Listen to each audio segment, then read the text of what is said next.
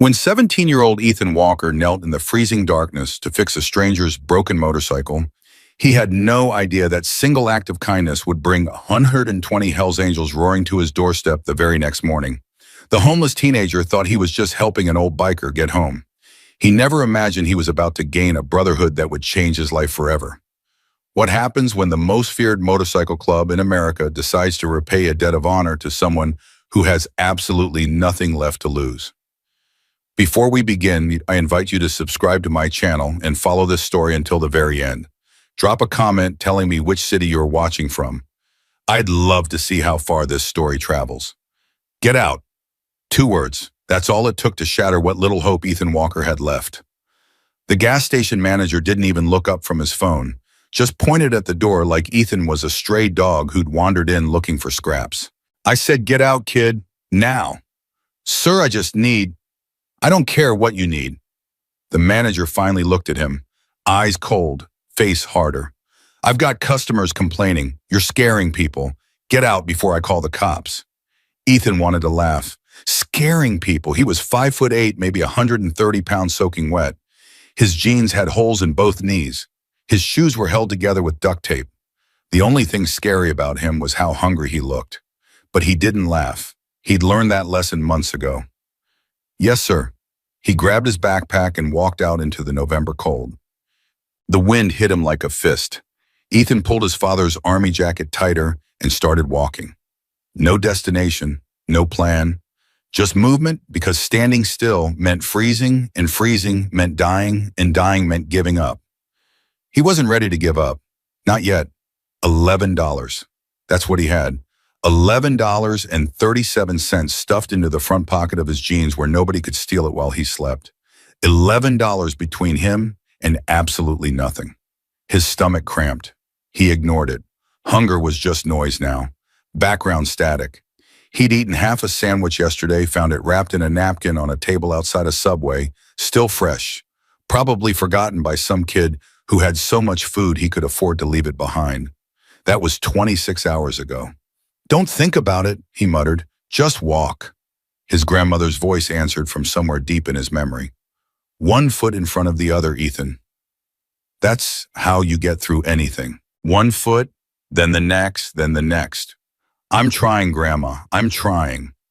But God, he was tired of trying. The truck stop appeared like a mirage. Bright lights, warm air spilling out every time the door opened. The smell of coffee and fried food that made his stomach clench so hard he almost doubled over. Ethan found a spot near the back of the building away from the security cameras, close to where the heating vents pumped warm air into the night. He'd learned to find these spots. Every building had them. Little pockets of warmth that nobody else noticed. He slid down the wall and pulled his knees to his chest. Just a few hours, he told himself. Rest, then figure out tomorrow. Tomorrow, what a joke. Tomorrow would be exactly like today, and the day before, and the day before that. An endless loop of hunger and cold and rejection, and the slow grinding realization that nobody in the world cared whether he lived or died. He pulled out the photograph. His grandmother smiled up at him from the cracked frame, grease on her cheek, wrench in her hand. Standing in front of the garage where she taught him everything he knew about engines and kindness, and what it meant to be a good person in a world that didn't reward goodness. "I miss you," he whispered. "I miss you so much." She'd been gone 2 years now. Cancer. It ate her up in 6 months, turned the strongest woman he'd ever known into a skeleton wrapped in paper skin. And when she died, she took everything with her. The house, gone. Seized by the bank, the garage, sold. To pay medical bills, her grandson. Thrown into a foster system that saw him as a number, not a person. Ethan had run away 8 months ago, right before his 17th birthday. Right before they were going to transfer him to a group home 3 states away. Sometimes he wondered if that was a mistake. Most times he knew it wasn't. The sound came out of nowhere. An engine, struggling, coughing. The mechanical wheeze of something dying by degrees. Ethan's head snapped up. Instinct kicked in before thought. His grandmother had trained him too well. An engine in trouble was like a cry for help. You didn't ignore it. You couldn't ignore it. He was on his feet before he realized he'd decided to move. The motorcycle had pulled off the main road, half hidden behind a dumpster. Even in the dim light, Ethan recognized quality. A Harley-Davidson, older model, beautiful machine built in an era when things were made to last. The rider was still on the bike, slumped over the handlebars like a man who had just lost his last fight. Don't get involved. The thought flashed through Ethan's mind. Self-preservation, the first rule of street survival. Don't get involved. Don't attract attention. Don't give anyone a reason to notice you. But his feet kept moving. Hey! His voice came out rough, unused. Hey, mister, you okay? The rider's head came up slowly. Old, that was Ethan's first thought. 60 at least, maybe older. Silver beard, face like worn leather, eyes that looked like they'd seen the worst humanity had to offer and kept going anyway. What? The word came out like gravel. Your engine, Ethan said. It's flooded. I can hear it from here. The old man stared at him, taking in the ragged clothes, the too thin frame, the kid who had no business being out here in the middle of the night. You a mechanic? My grandmother was. She taught me. Something shifted in the old man's expression. Not trust, not yet, but something close to it. Name's Frank, he said. Frank Brennan. Ethan. Well, Ethan, Frank gestured at the silent machine beneath him. Think you can fix it? Ethan was already moving toward the bike. Let me take a look. The carburetor was the problem. Ethan knew it within 30 seconds. Flooded bad, he said, his hands already working. When's the last time you cleaned the jets? Longer than I should admit. Got tools. Saddlebag, left side. Ethan retrieved the toolkit and spread it out on the ground. Basic stuff, wrenches, screwdrivers. Nothing fancy, but enough. This is going to take a while, he said. 45 minutes, maybe an hour. Frank let out a breath that sounded like it had been trapped in his chest for years. I don't have an hour. Ethan looked up. What do you mean? My daughter's getting married tomorrow morning. Austin, Texas. Frank's voice cracked. Ceremony's at 10. If I don't make it, he stopped. Couldn't finish. Ethan's hands went still. How long has it been, he asked quietly. Since you've seen her, 6 years. The number hung in the cold air between them. 6 years, Frank repeated. 6 years since she told me she never wanted to see me again. 6 years since I chose the road over being her father. And now, his voice broke completely. Now she's getting married and she called me. 3 weeks ago. First time I heard her voice in 6 years. Ethan went back to work on the carburetor. Faster now, more urgent. What did she say, he asked. When she called, Frank was quiet for a long moment. She said she was tired of being angry. Said she didn't want to walk down that aisle wondering if her daddy was ever going to stop running. He laughed bitterly.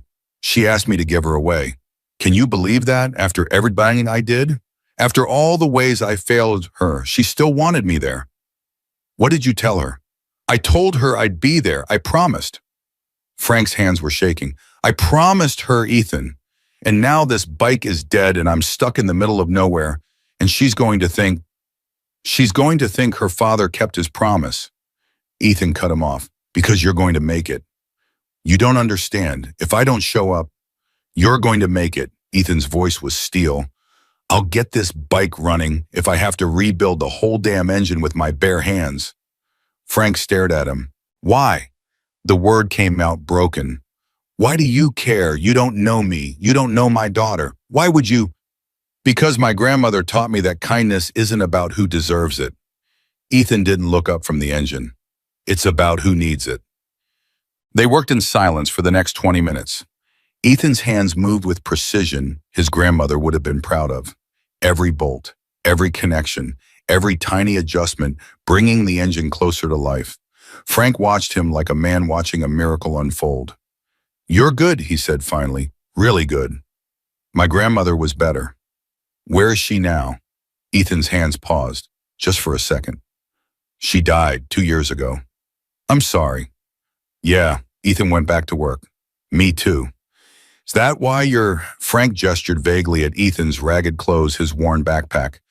Out here. Foster system, aged out in 6 months, decided to get a head start. That's no life for a kid. No, it's not. Frank lit a cigarette with trembling hands. I wasn't always like this, you know. Wasn't always a deadbeat dad who chose the road over his family. Ethan didn't respond, just kept working. When Sarah was little, I was there. Every birthday, every Christmas, every school play where she was the third tree from the left. Frank's voice softened with memory. She used to ride on my shoulders, called me her giant, said I was the tallest daddy in the whole world. What happened? Life happened. The club happened. I started taking longer rides, staying away for weeks at a time, telling myself I'd make it up to her when I got back. Frank took a long drag. But you can't make up missed time. You can't give a kid back the moments you stole from her. She invited you to her wedding. That means something. Does it? Frank's laugh was bitter. Or does it just mean she wants to see me to fail one more time? Ethan stopped working. He stood up and looked Frank straight in the eyes. Listen to me, I don't know your daughter. I don't know what you did or didn't do, but I know one thing for damn sure. What's that? She called you. After 6 years of silence, she picked up the phone and called you.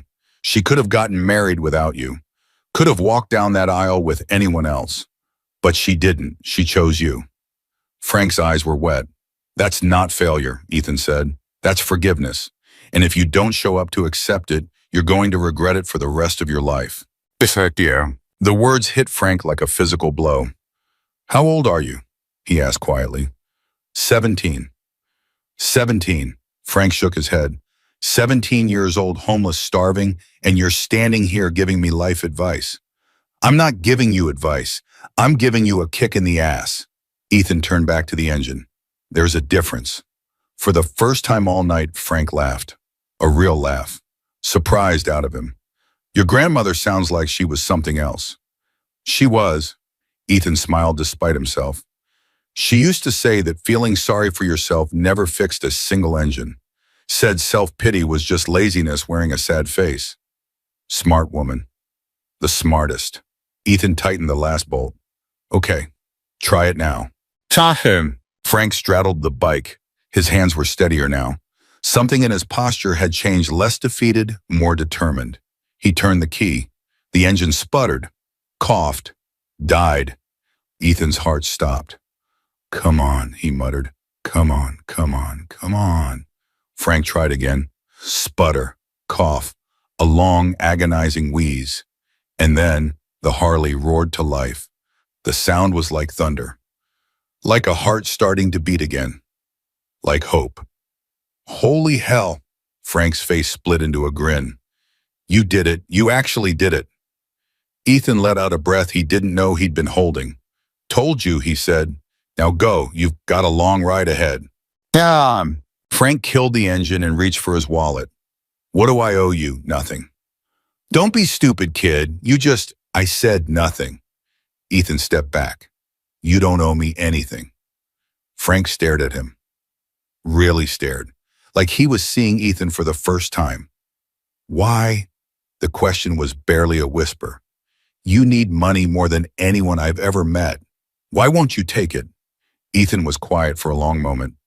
Because my grandmother didn't teach me to fix engines for money, he said finally.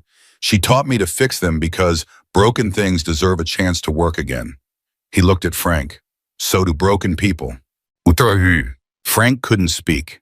He sat there on his Harley looking at this ragged, starving homeless kid who had just given him something more valuable than money could ever buy. A second chance. What's your name? Frank asked. Your full name. Ethan Walker. Ethan Walker. Frank repeated it slowly, carefully, like he was memorizing it. I'm not going to forget that name. Just go see your daughter. I will. Frank reached into his pocket and pulled out a card. But I want you to take this. Ethan looked at the card, but didn't take it. What is it? My number and an address. Frank pressed it into Ethan's hand. If you ever need anything at all, you call me, day or night, doesn't matter. I'm not asking. Frank's voice left no room for argument. I'm telling, you helped me tonight. That means something where I come from. That means everything. Ethan looked down at the card in his hand. Where do you come from? Frank smiled, a strange smile, almost sad. You ever hear of the Hells Angels? Busta. Ethan's blood went cold. Hells Angels, the most notorious motorcycle club in America. The name that made law enforcement nervous and civilians lock their doors. Yeah, he said slowly. I've heard of them. I'm the president of the Austin chapter. Frank's eyes never left Ethan's face. Have been for 15 years. Ethan couldn't move, couldn't think. His survival instincts were screaming at him to run, but his feet seemed rooted to the ground.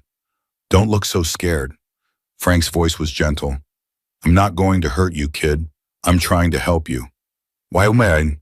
Because you helped me. And in my world, that means something. Frank kicked his bike to life. We don't forget our debts, Ethan, and we don't abandon people who show us kindness. He gunned the engine. I have to go, but I meant what I said.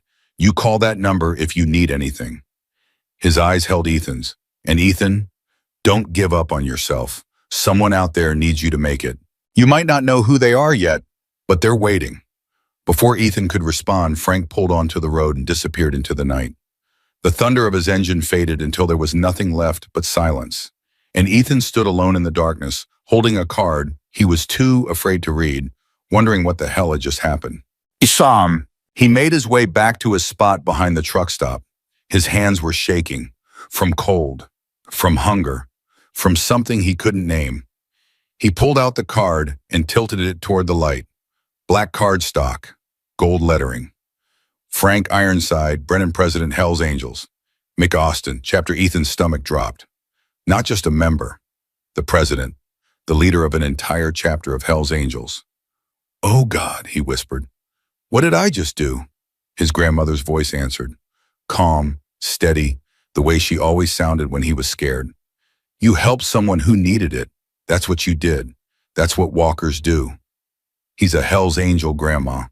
He's a father who almost missed his daughter's wedding. And you made sure he didn't. Ethan slumped against the wall. She was right. Of course she was right. She was always right. He hadn't helped a Hells Angels president tonight. He'd helped a scared old man who was terrified of losing his daughter forever. The patches didn't matter. The reputation didn't matter. The love mattered. What's fair? Sleep came eventually, restless, filled with dreams of engines and highways and a silver-bearded man riding toward a daughter he'd almost lost. Ethan woke to voices. You see that kid last night? The one who fixed the Harley. He kept his eyes closed, kept his breathing steady. Another skill he'd learned on the streets, how to listen without being noticed. Yeah, I saw him. Skinny kid, looked half dead. You hear what he did? Fixed that old guy's bike in under an hour, in the dark, with basic tools. Kid's a genius. Who was the old guy? No idea, but he was wearing colors. Didn't get a good look, but I saw the patches. Colors? What kind of colors? Biker colors. MC stuff. Ethan's heart started pounding. Huh. Well, whoever he was, he sure seemed grateful. Tried to give the kid money. Kid wouldn't take it. Wouldn't take it? Is he crazy? Maybe, or maybe he's just decent. The voices moved away. Ethan opened his eyes. The sky was starting to lighten. Gray dawn bleeding into the darkness like watercolor. He'd survived another night. Time to figure out today. Yeah, He was counting his money, $11.37, same as last night when the woman approached him. You the mechanic, Ethan looked up. She was middle-aged, tired eyes, waitress uniform. What? The kid who fixed that biker's Harley last night. That was you, right? How do you, my husband works the night shift. He told me. She studied him for a moment. You hungry? Ethan's stomach answered before he could. A loud, embarrassing growl that made his face burn. The woman smiled, sad and kind at the same time. Come with me. Ma'am, I can't. I'm not asking for money. I'm asking you to let me do something nice for someone who deserves it. She turned and started walking. Don't make me drag you. Ethan hesitated. Every instinct screamed at him to refuse. Charity came with strings. Kindness came with expectations. But God, he was hungry. He followed her. The diner was warm. Ethan had forgotten what warm felt like. The woman, her name was Betty, sat him in a corner booth and brought him enough food to feed 3 people. Eggs, bacon, pancakes, toast, orange juice, coffee. Eat, she said, all of it. I can't pay for this. Did I ask you to? Betty crossed her arms. My son is 17, same age as you. He's got a warm bed and 3 meals a day and parents who love him. He doesn't know how lucky he is. Her voice softened. You remind me of him. If he was ever out there alone hungry, I'd want someone to feed him. Ethan's eyes burned. Thank you, he whispered. Don't thank me. Just eat. He ate, slowly at first, then faster, then so fast he almost made himself sick. Betty just watched, refilling his coffee, adding more toast to his plate. That man you helped last night, she said eventually. You know who he was? Ethan's hands stilled. Yeah, I found out. And you helped him anyway. I didn't know who he was when I started. Ethan set down his fork. But it wouldn't have mattered. An engine's an engine. A person needing help is a person needing help. Betty studied him for a long moment. You're either the bravest kid I've ever met, she said, or the dumbest. Probably both. She laughed.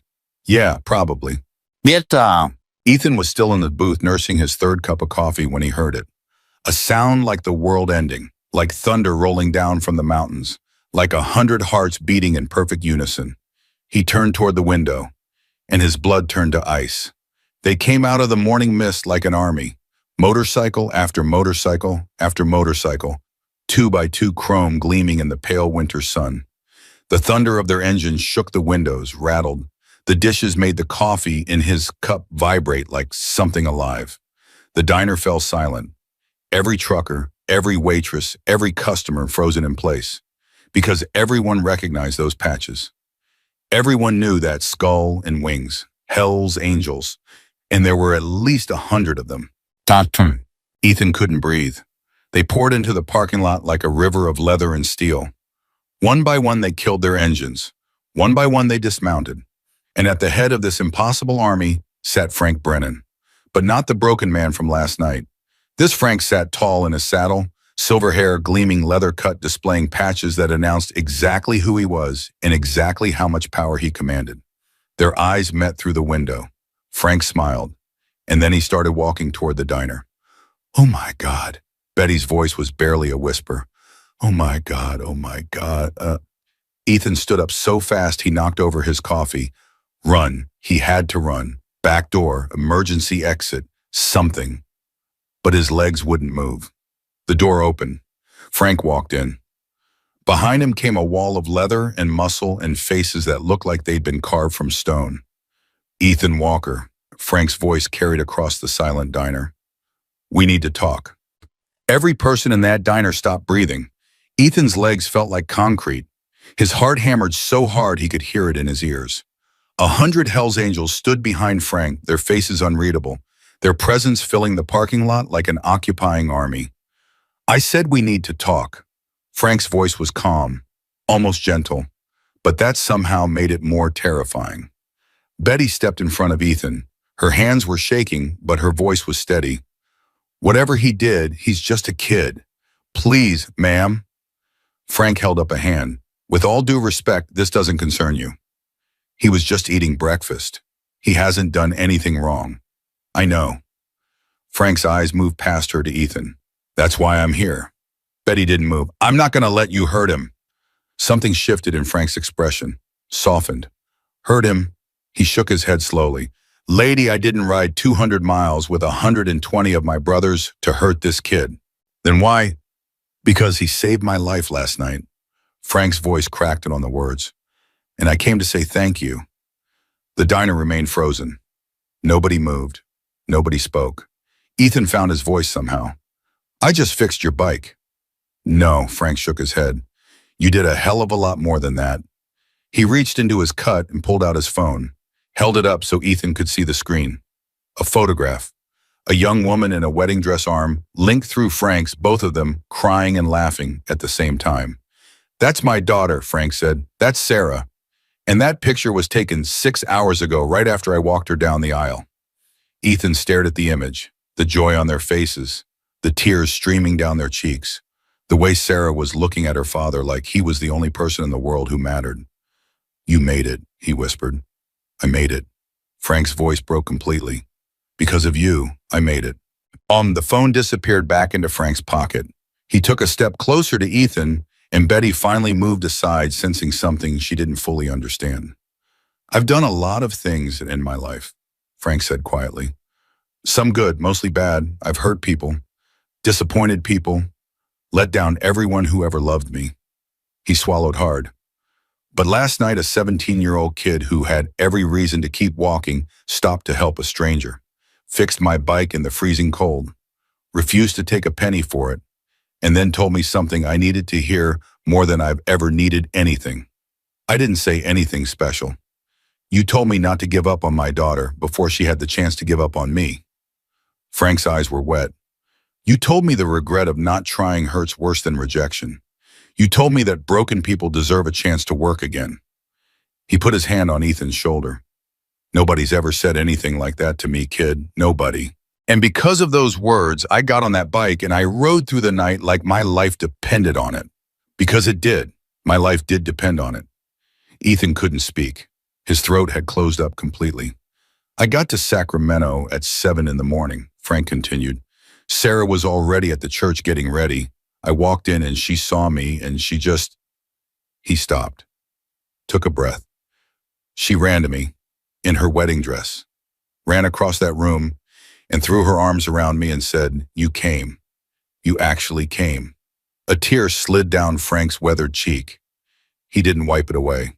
I held my little girl for the first time in 6 years. I told her I was sorry. I told her I loved her. And then I walked her down that aisle and watched her marry the love of her life. His voice dropped to a whisper. I got to be her daddy again. Because of you. The diner was completely silent. Then Frank turned to face the crowd of bikers still standing outside. Boys, his voice boomed across the parking lot. Get in here. They came through the door like a flood, leather and denim and beards and tattoos. Men who looked like they could tear the building apart with their bare hands. Men whose faces had been hardened by decades on the road. And every single one of them was looking at Ethan with something that looked like respect. This is the kid, Frank announced. This is Ethan Walker, the one I told you about. A massive biker with a gray beard stepped forward. His arms were covered in tattoos. His eyes were hard as granite. He looked like the kind of man who ate nails for breakfast. He stopped directly in front of Ethan, and then he pulled him into a bone-crushing hug. Thank you, brother. The words rumbled against Ethan's ear. Frank's been my best friend for 30 years. You gave him back his family. That means you gave me back my brother. Before Ethan could process what was happening, another set of arms wrapped around him. Then another. Then another. One by one, the Hells Angels embraced him. These massive, terrifying men who made grown adults cross the street to avoid them. These outlaws whose reputation preceded them like a storm warning. They hugged him like he was family. Thank you, kid. God bless you, son. You're good people. We won't forget this. The words washed over him in waves. Ethan couldn't breathe, couldn't think, couldn't do anything but stand there and let these strangers hold him like he mattered, like he was worth something, like he wasn't invisible anymore. And somewhere deep inside his chest, something that had been frozen solid for 2 years began to crack. Betty was crying openly now. Half the diner was crying. Even some of the bikers were wiping their eyes and trying to pretend they weren't. When the last man released him, Ethan's legs finally gave out. He would have hit the floor if Frank hadn't caught him. Easy, kid, easy. I've got you. I don't understand. Ethan's voice came out broken. I just fixed a bike. You just changed everything.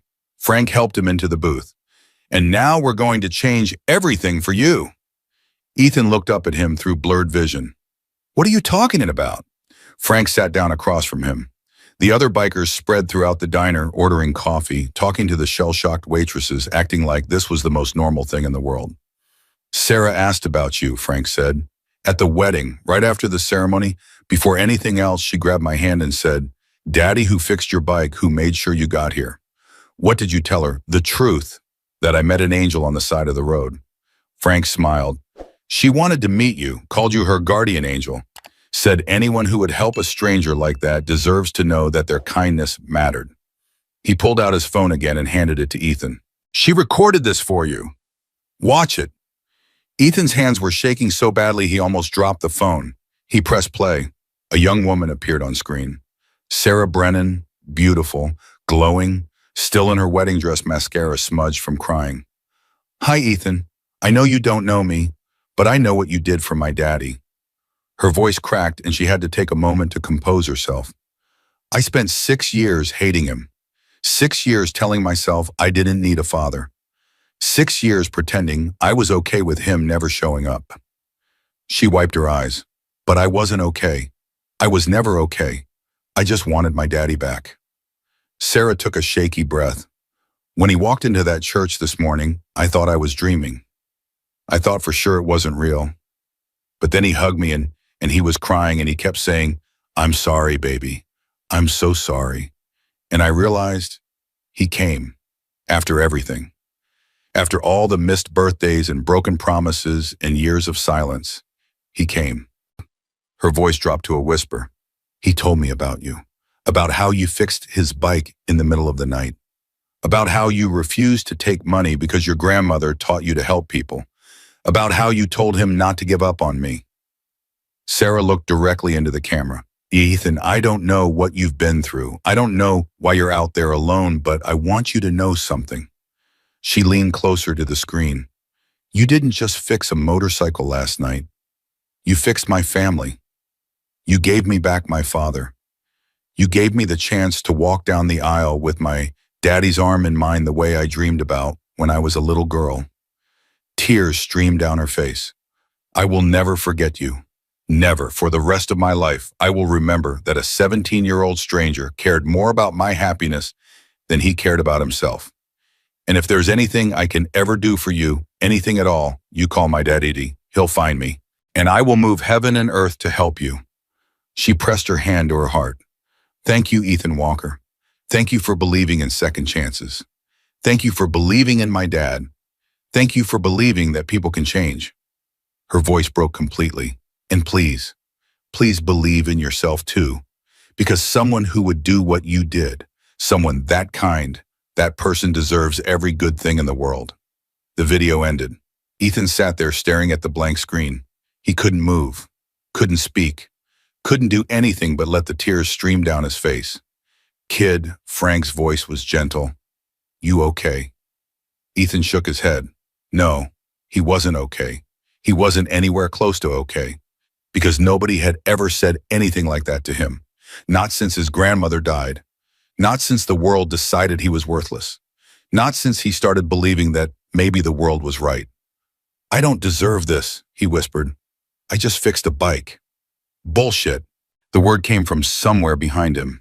Ethan turned to see the massive gray-bearded biker standing there, arms crossed, face set in an expression that brooked no argument. Name's Marcus, the biker said. I've known Frank for 30 years. Watched him drink himself half to death over losing his daughter. Watched him ride 1,000,000 miles trying to outrun the guilt. Watched him turn into a ghost wearing a human suit. Marcus stepped closer. Last night he called me from the road. 3 a.m. Know what he said? Ethan shook his head. He said, Marcus, I met a kid tonight, 17 years old, homeless, starving, had every reason in the world to keep walking. But he stopped. He helped me. He fixed my bike and he fixed something in me that's been broken for years. Marcus's voice softened. He said, this kid reminded me why I wanted to be a father in the first place. Reminded me what it means to care about someone other than yourself. I'm going to make it to that wedding. I'm going to hold my daughter again. And it's because of him. The gray-bearded biker crouched down until he was eye level with Ethan. You think fixing a bike isn't a big deal? You think stopping to help a stranger doesn't matter? Marcus shook his head. Kid, you gave my best friend his soul back. You gave him the courage to face the one person he was most afraid of disappointing. You saved his life. He's not exaggerating. Another biker spoke up, younger, maybe 40. Frank was dying, slowly, quietly, dying from the inside out. Everyone could see it. Nobody knew how to stop it. We tried everything, another voice added. Tried talking to him, Tried getting him help, tried forcing him to call Sarah. Nothing worked. But you did. Marcus straightened up. One conversation, one act of kindness, and you did what 120 of his brothers couldn't do in 6 years. He put his hand on Ethan's shoulder. That's not nothing, kid. That's everything. Frank slid a manila envelope across the table. Open it. Ethan looked at the envelope like it might explode. What is it? Just open it. With trembling hands, Ethan picked up the envelope and unsealed it. Inside was a stack of papers, official looking, with logos and signatures and legal language he didn't fully understand. Pitson, what is this? That's a job offer. Frank's voice was steady. My family's had a garage in Austin for 3 generations. Brennan's Auto, best custom motorcycle shop in Texas. Ethan's heart stopped. We've been looking for a mechanic, someone with real talent, someone who understands that fixing engines isn't just about parts and labor. It's about bringing things back to life. Frank leaned forward. You've got the gift, kid. I saw it last night. Your grandmother taught you well.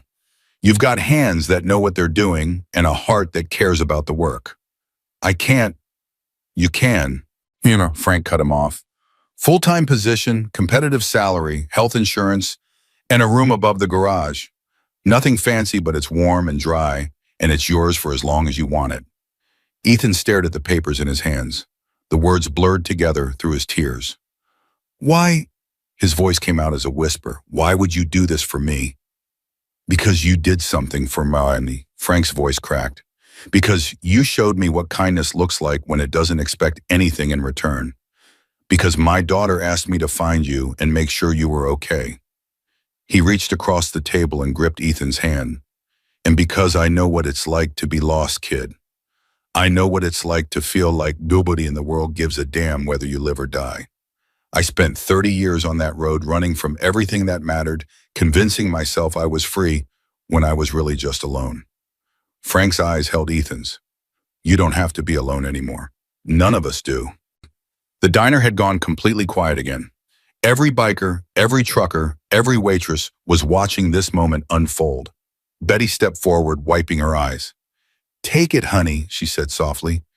Take the job. Take the chance. You've earned it. She's right, Marcus nodded. You've earned it 100 times over. Say yes, kid. Another biker. We've got room for you. Say yes. Another voice. Say yes. The words echoed around the room, a chorus of rough voices, all saying the same thing. Ethan looked down at the job offer in his hands. His grandmother's photograph was still in his pocket. He could feel it pressing against his chest like a heartbeat. Grandma, he whispered so quietly only he could hear. What do I do?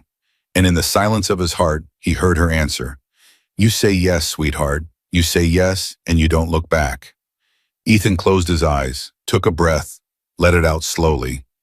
When he opened his eyes, Frank was still watching him, waiting, patient. Okay, Ethan said. Frank blinked. Okay. Okay, I'll take the job. The diner erupted. Bikers cheered. Truckers applauded. Betty burst into tears all over again. Someone slapped Ethan on the back so hard he almost fell over. But in the middle of all that chaos, Frank just sat there, staring at Ethan with eyes full of something that looked a lot like love. You won't regret this, he said. I promise you, you won't regret this. I know. Ethan's voice was steady for the first time all morning. My grandmother always said kindness comes back to you. I just never believed her until now. Frank laughed, a real laugh, full and warm and alive. Your grandmother sounds like she was one hell of a woman. She was. Ethan smiled through his tears. She really was. Frank stood up and extended his hand. Welcome to the family, Ethan Walker. Ethan took his hand, gripped it tight. Thank you, Mr. Brennan. Frank, the old biker's smile widened. Call me Frank. Around them, the Hells Angels were already making plans. Someone was on the phone arranging transportation. Someone else was talking about getting Ethan some new clothes. A third person was arguing about which route to Austin would be the fastest. Ethan watched them in disbelief. 24 hours ago, he'd been invisible. A homeless kid that society had thrown away. A number in a system that didn't care whether he lived or died. Now he was surrounded by 120 men who were treating him like family. His grandmother's voice whispered in his memory, "One foot in front of the other, Ethan. That's how you get through anything." He'd put one foot in front of the other last night. He'd walked toward a broken-down motorcycle instead of away from it. He'd helped a stranger who needed it, and now everything had changed. Marcus appeared at his shoulder. "You ready to ride, kid?" "Ride to Austin, to your new home." Marcus grinned. "You didn't think we were going to leave you here, did you?" "I don't have a bike." "You'll ride with Frank." Marcus gestured toward the parking lot. "Place of honor, president's passenger. That's where you belong." Ethan's legs felt weak again. "I've never been on a motorcycle before." "First time for everything." Marcus clapped him on the shoulder. "Come on, let's go." The bikers filed out of the diner, leaving money on every table they touched. Way more money than the food was worth. Betty tried to refuse, but they wouldn't hear of it. "Thank you for taking care of our boy," one of them told her. "Anyone who shows kindness to family is family themselves." Ethan paused at the door, turned back to look at Betty. "Thank you," he said, "for the breakfast, for believing me, for go, Gideon." Betty's eyes were shining. "Go start your new life, and don't you ever forget that you deserve it." Ethan nodded. His throat was too tight to speak. He walked out of the diner and into the morning light. The parking lot was a sea of chrome and leather. 120 motorcycles gleaming in the winter sun. 120 men standing beside their machines watching him with respect.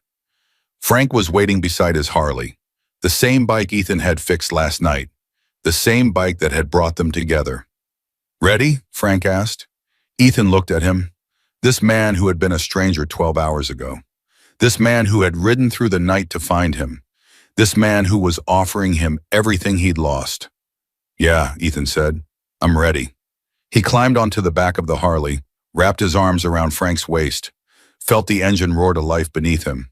And as 120 motorcycles pulled out of that parking lot, heading south toward Texas, toward a garage, toward a room above the shop, toward the first real home he'd had in 2 years, Ethan Walker finally understood what his grandmother had been trying to tell him all along.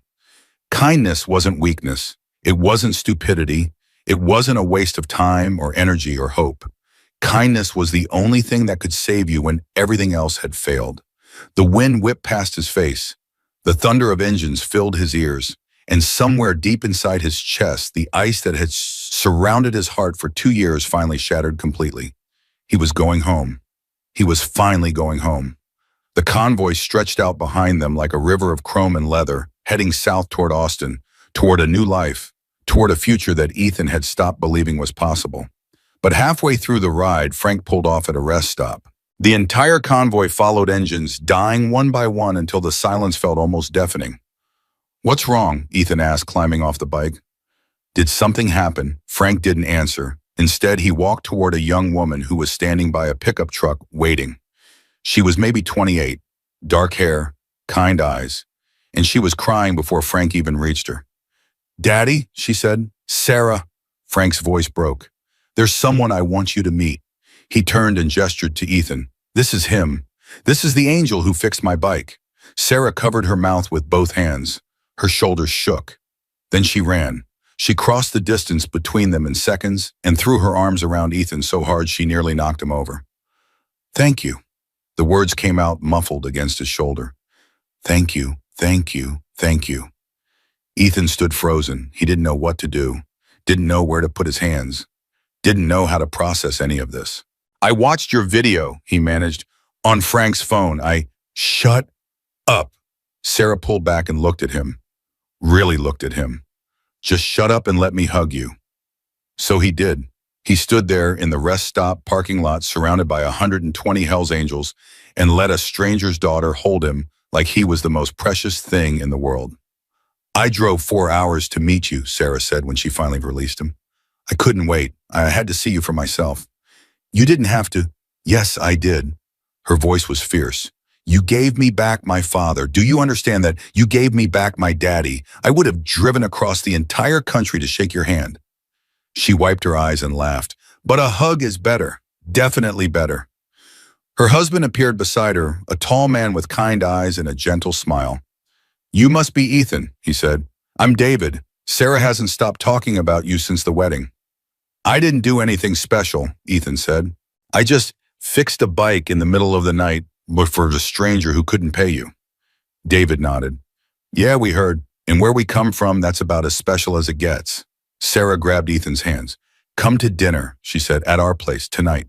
Please, I need to thank you properly. I couldn't impose.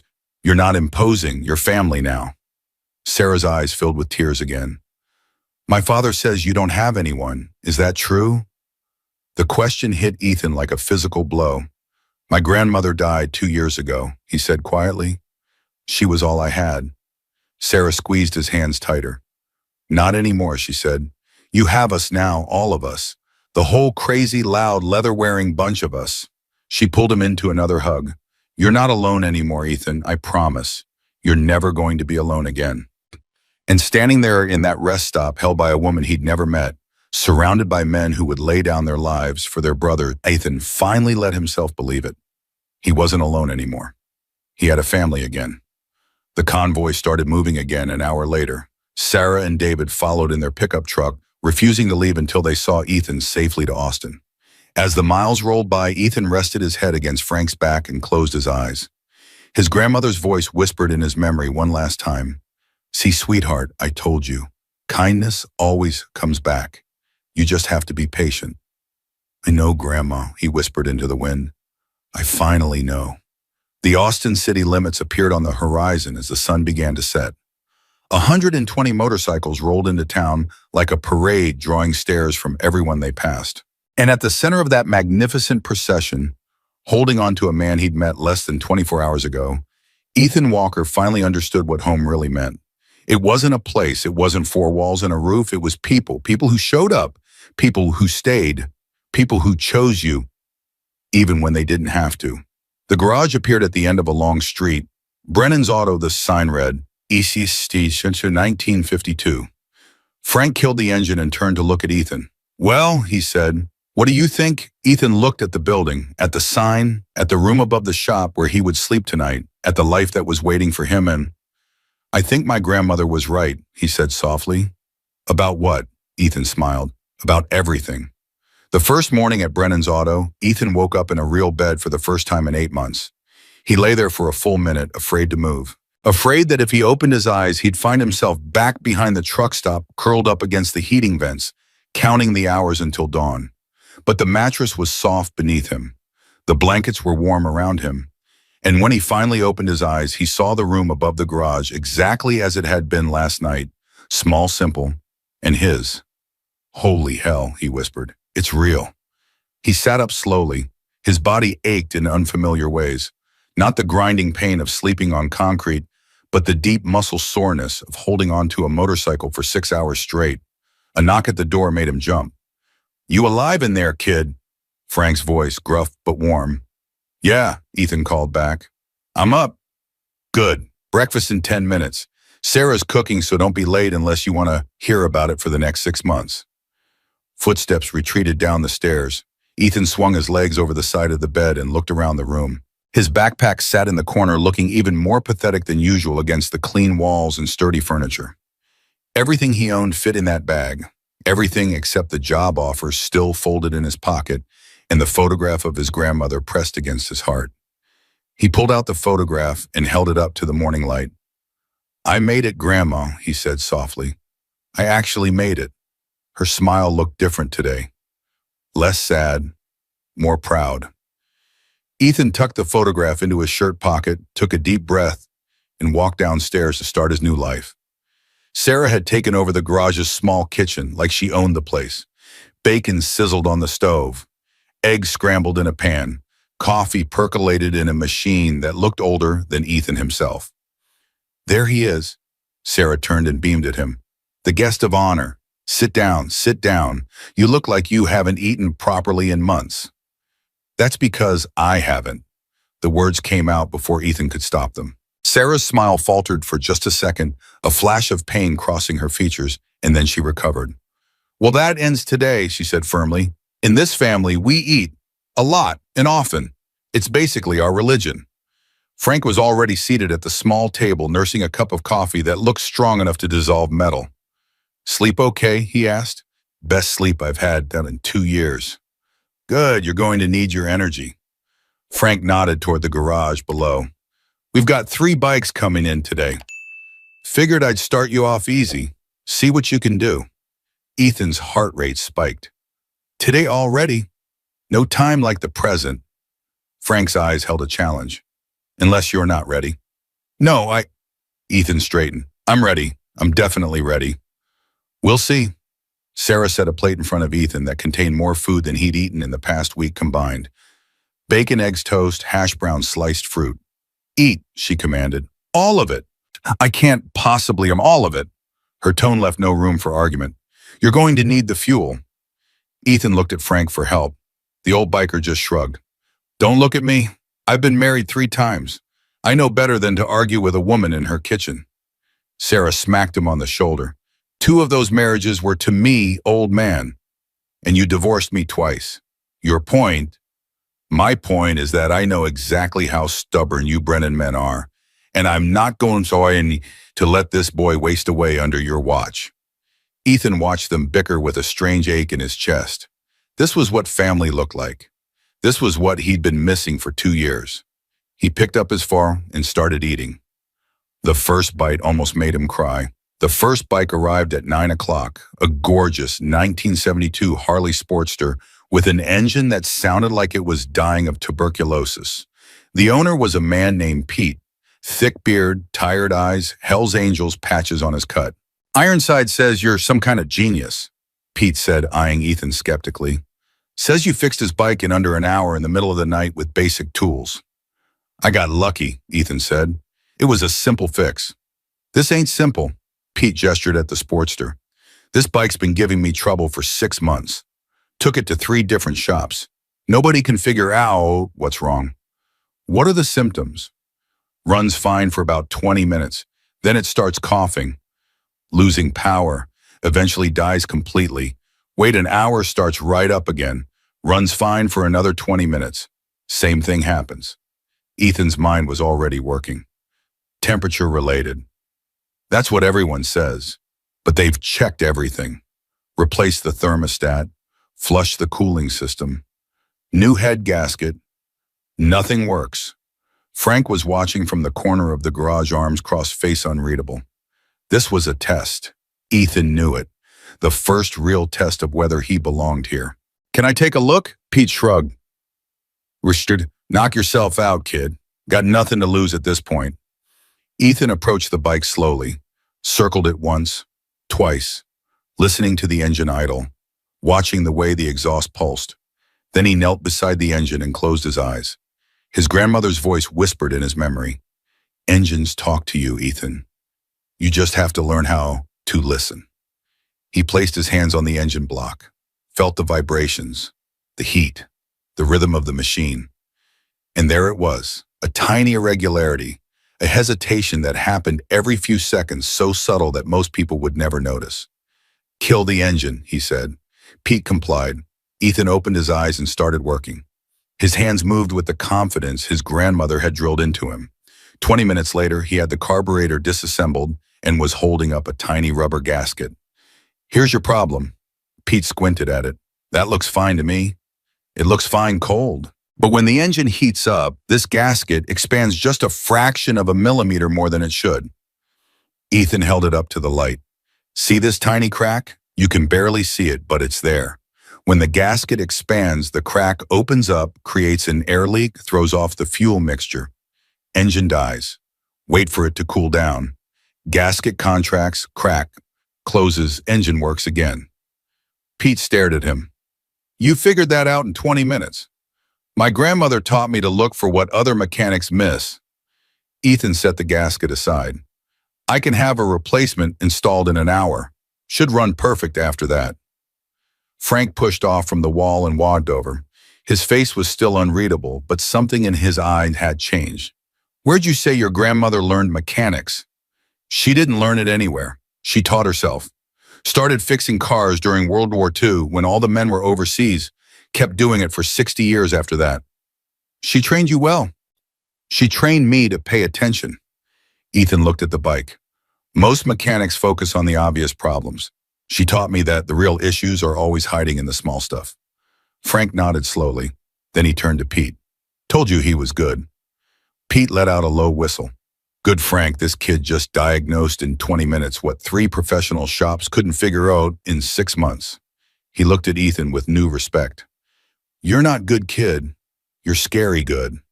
Ethan felt his face flush. I just take the compliment.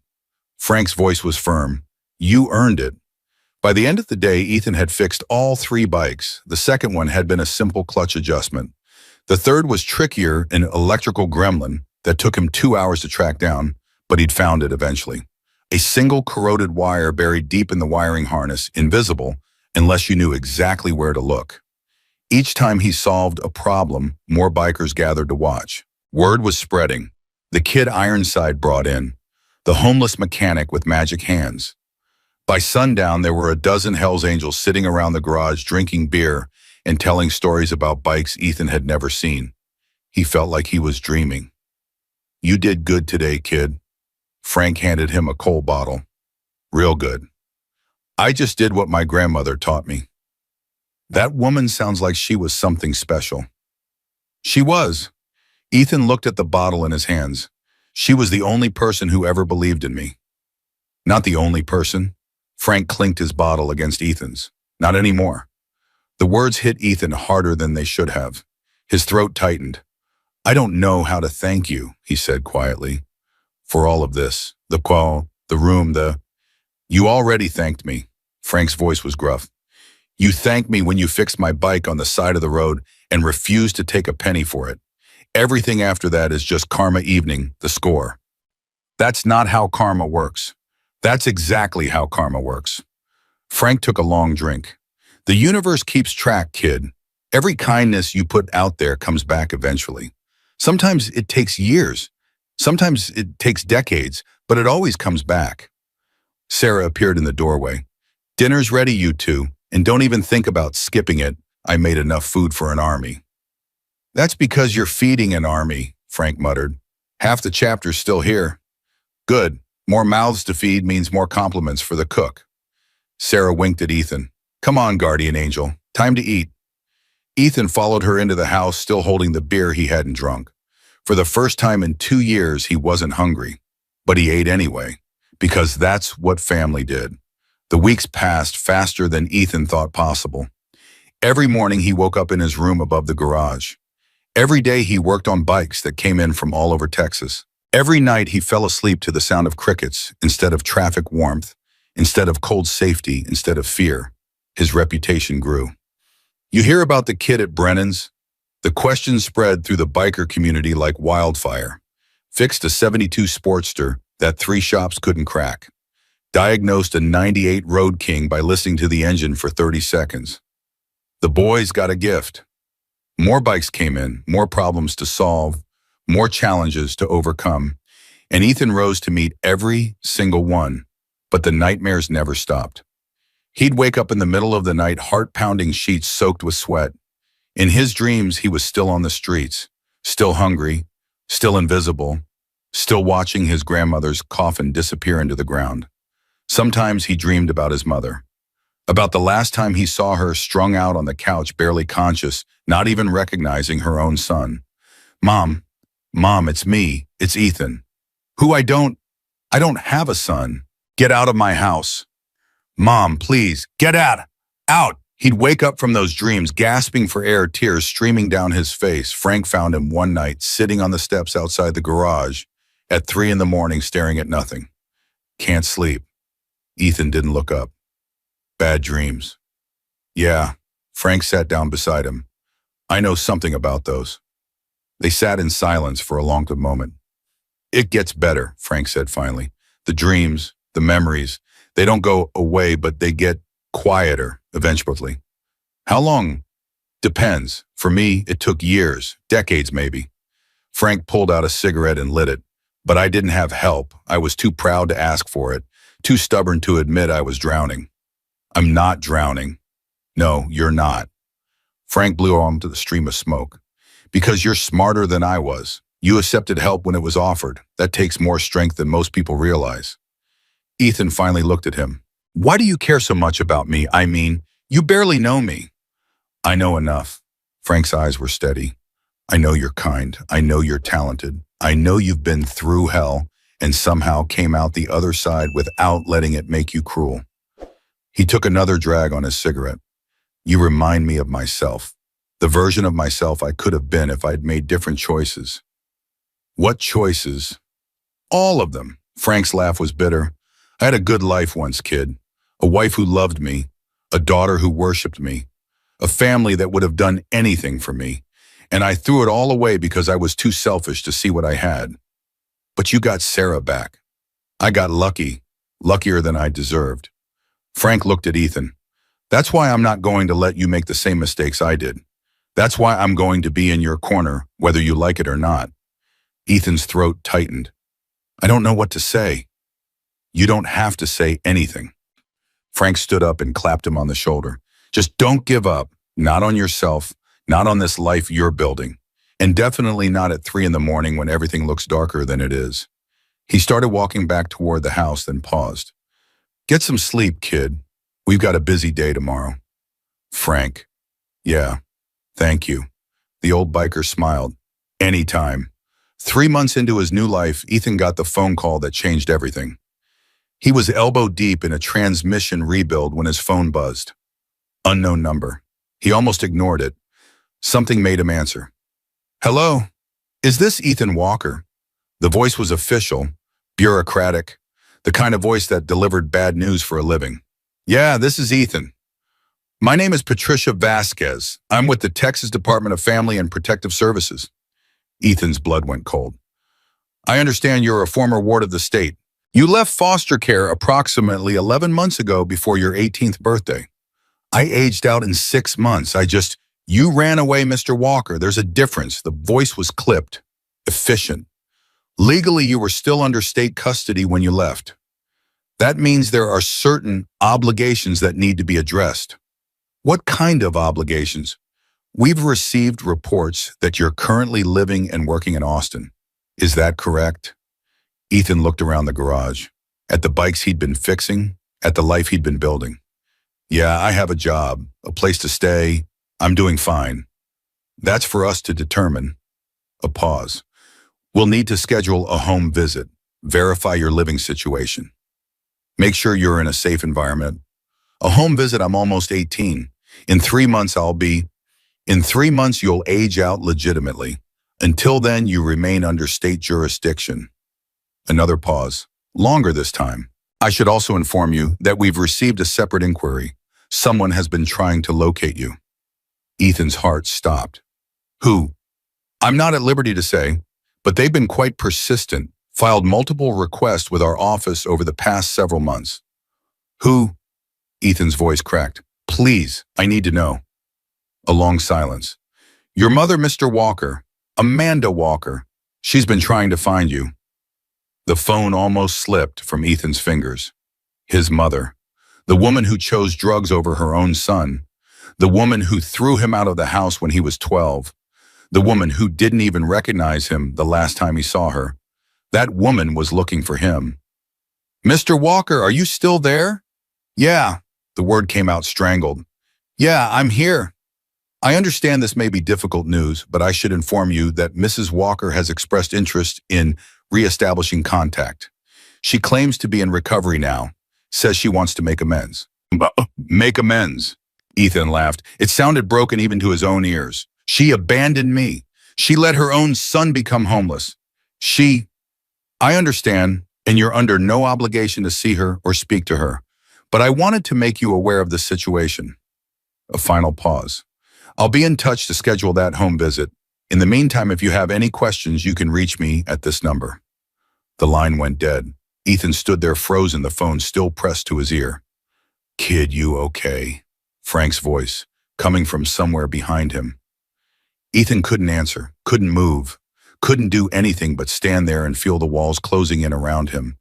Everything he'd built, everything he'd worked for, all of it was suddenly fragile, vulnerable, at risk. The state wanted to check on him, verify his living situation, make sure he was safe, and his mother, the mother who'd thrown him away like garbage, wanted him back. Frank was beside him now, hand on his shoulder. Ethan, talk to me. What happened? Family services. The words tasted like ash. They're coming. They want to do a home visit. Okay, so we show them you're fine. You've got a job, a home, people who care about you. What's the problem? The problem is I'm still technically a runaway. Ethan finally looked at Frank, and my mother is looking for me. Frank's face went hard. Your mother, the one who... Yeah, that one. Ethan's hands were shaking. She says she's in recovery, says she wants to make amends. And you believe her? I don't know what I believe anymore. Frank's grip on his shoulder tightened. Listen to me. Whatever happens with family services, we'll handle it. Marcus knows people, lawyers, social workers. We'll get you through this. And my mother? That's your call. Frank's voice softened. You don't owe her anything, kid. Not a damn thing. She lost the right to call herself your mother the day she chose drugs over you. I know. But Ethan closed his eyes. But she's still my mother, and part of me never stopped hoping she'd come back. The silence stretched between them. What do you want to do? Frank asked finally. Ethan opened his eyes, looked around the garage, at the bikes, the tools, the life he'd built from nothing. I don't know, he admitted. I honestly don't know. Then we figure it out together. Frank pulled him into a rough hug. That's what family does. Ethan held on tight, because right now family was the only thing keeping him from falling apart. The home visit was scheduled for 2 weeks out, 14 days to prepare, 14 days to prove that a homeless teenager could build a legitimate life, 14 days to convince a bureaucrat that he was better off with the Hells Angels than in the foster system. It should have been terrifying. Instead, Ethan found himself surrounded by people who refused to let him fail. Sarah organized a deep cleaning of the entire garage. First impressions matter, she said, scrubbing windows that hadn't been touched in years. We're going to make this place shine. Marcus handled the legal side. I know a lawyer, good guy, owes me a favor. He'll make sure everything's documented properly. Employment records, pay stubs, proof of residence. The whole 9 yards. David, Sarah's husband, helped Ethan prepare for the interview. They're going to ask about your plans, your goals, your support system. We need to make sure you have solid answers for everything. And Frank just kept showing up. Every morning he was there with coffee and a new problem to solve. Every evening he was there with dinner and stories about his own troubled past. Every night when the nightmares came, he was there on the porch, ready to sit in silence until the darkness passed. You don't have to do all this, Ethan told him one night. I know you're busy. I know the club needs you. The club can wait. Frank's voice was firm. You can't. Why, because you're worth it. Frank met his eyes. Because someone did this for me once, a long time ago, and I never got the chance to pay it back. Until now. The night before the home visit, Ethan couldn't sleep. He lay in bed staring at the ceiling, running through every possible scenario in his head. What if they didn't believe him? What if they thought the garage wasn't a suitable environment? What if they decided he'd be better off back in foster care? What if they gave his mother his address? That thought made his stomach clench. He pulled out his grandmother's photograph and held it against his chest. Tell me what to do, he whispered. Please, I need help. The photograph didn't answer. It never did, but somewhere in the silence he heard her voice anyway. You already know what to do, sweetheart. You've always known. Ethan closed his eyes. She was right. She was always right. He knew exactly what he needed to do. He needed to trust the people who had chosen to love him. The social worker arrived at exactly 10 a.m. Patricia Vasquez was exactly what Ethan had expected.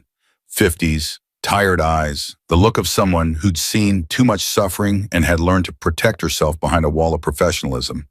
She looked around the garage with a critical eye, taking notes on a clipboard.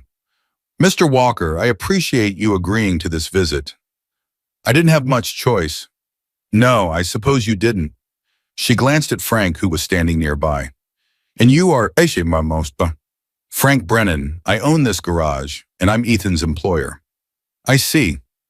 More notes. Mr. Walker, I'd like to speak with you privately if possible. Anything you want to say to me, you can say in front of Frank. Patricia raised an eyebrow. That's not standard procedure. I don't care about procedure. Ethan's voice was steady. Frank is family. He stays. Something shifted in Patricia's expression. Surprise, maybe, or respect. Very well, she set down her clipboard. Let me be direct with you, Mr. Walker. Your file is complicated. You have a history of running away, multiple foster placements, behavioral issues. Behavioral issues, Ethan laughed bitterly. I got beaten up by my foster brother for 3 months straight. When I tried to report it, they moved me to a different home. That's not behavioral issues. That's survival. I understand that the system failed you. The system didn't fail me. The system didn't care. There's a difference, Bao. Patricia was quiet for a long moment. You're right, she said finally. There is a difference. And for what it's worth, I'm sorry. You deserve better. Ethan hadn't expected an apology. He didn't know what to do with it. Is he going to be okay? Frank stepped forward. That's all we want to know. Is he going to be able to stay here? Patricia looked around the garage again, at the clean floors, the organized tools, the room upstairs that was clearly being used as living space. This is not what I expected, she admitted. What did you expect? Honestly, something much worse. She turned to Ethan. You have stable employment. Yes, ma'am, full-time. Room and board. Yes, ma'am. People who care about you. Ethan looked at Frank. At the old biker who had ridden 200 miles with 120 brothers just to say thank you. Yes, ma'am, I do. Patricia nodded slowly. 3 more months until you age out. Legally, I could insist on placing you back in foster care until then. Ethan's heart dropped. But I'm not going to do that. What? I've been doing this job for 23 years. Patricia picked up her clipboard again. And I've learned to recognize when a kid is safe, when they're thriving, when they're exactly where they need to be. She looked at Ethan with something that might have been warmth. You're safe here, Mr. Walker. I can see that. Anyone with eyes could see that. She made a note on her clipboard. I'll be recommending that you be allowed to remain in your current situation until you reach legal adulthood. Consider this case closed. The relief that flooded through Ethan was so intense he nearly collapsed. Thank you, he managed. Thank you so much. Don't thank me. Thank the people who took you in. Patricia glanced at Frank. You've given this boy something the system never could. A real home. Frank's voice was gruff. He earned it. Yes, Patricia smiled. I believe he did. She turned to leave, then paused at the door. One more thing, Mr. Walker, about your mother. Ethan tensed. I spoke with her before coming here. She's been sober for 8 months, working a program, trying to rebuild her life. Patricia's voice softened. She knows she failed you. She knows she doesn't deserve forgiveness. But she wanted me to tell you something. What? She said she's sorry. She said she's not asking you to take her back or trust her again. She just wanted you to know that she's proud of you and that she's grateful you survived despite everything she did. Ethan couldn't speak. His throat was too tight. You don't have to respond to that. You don't have to do anything. Patricia opened the door. But I thought you should hear it. Goodbye, Mr. Walker. The door closed behind her, and Ethan stood there in the silence trying to process everything that had just happened. Frank was beside him in an instant. You okay? Yeah. Ethan's voice was barely a whisper. Yeah, I think I am. The home visit is fine. I can stay. She's not taking me away.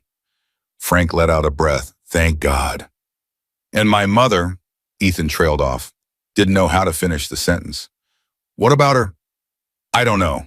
He looked at Frank. I don't know how I feel. I should hate her. Part of me does hate her, but another part still loves her. Frank's voice was gentle, because that's what kids do. They love their parents even when those parents don't deserve it. Is that stupid? No, that's human. Frank put his hand on Ethan's shoulder. You don't have to figure this out today or tomorrow or next month. Your mother made her choices. Now you get to make yours on your own timeline when you're ready.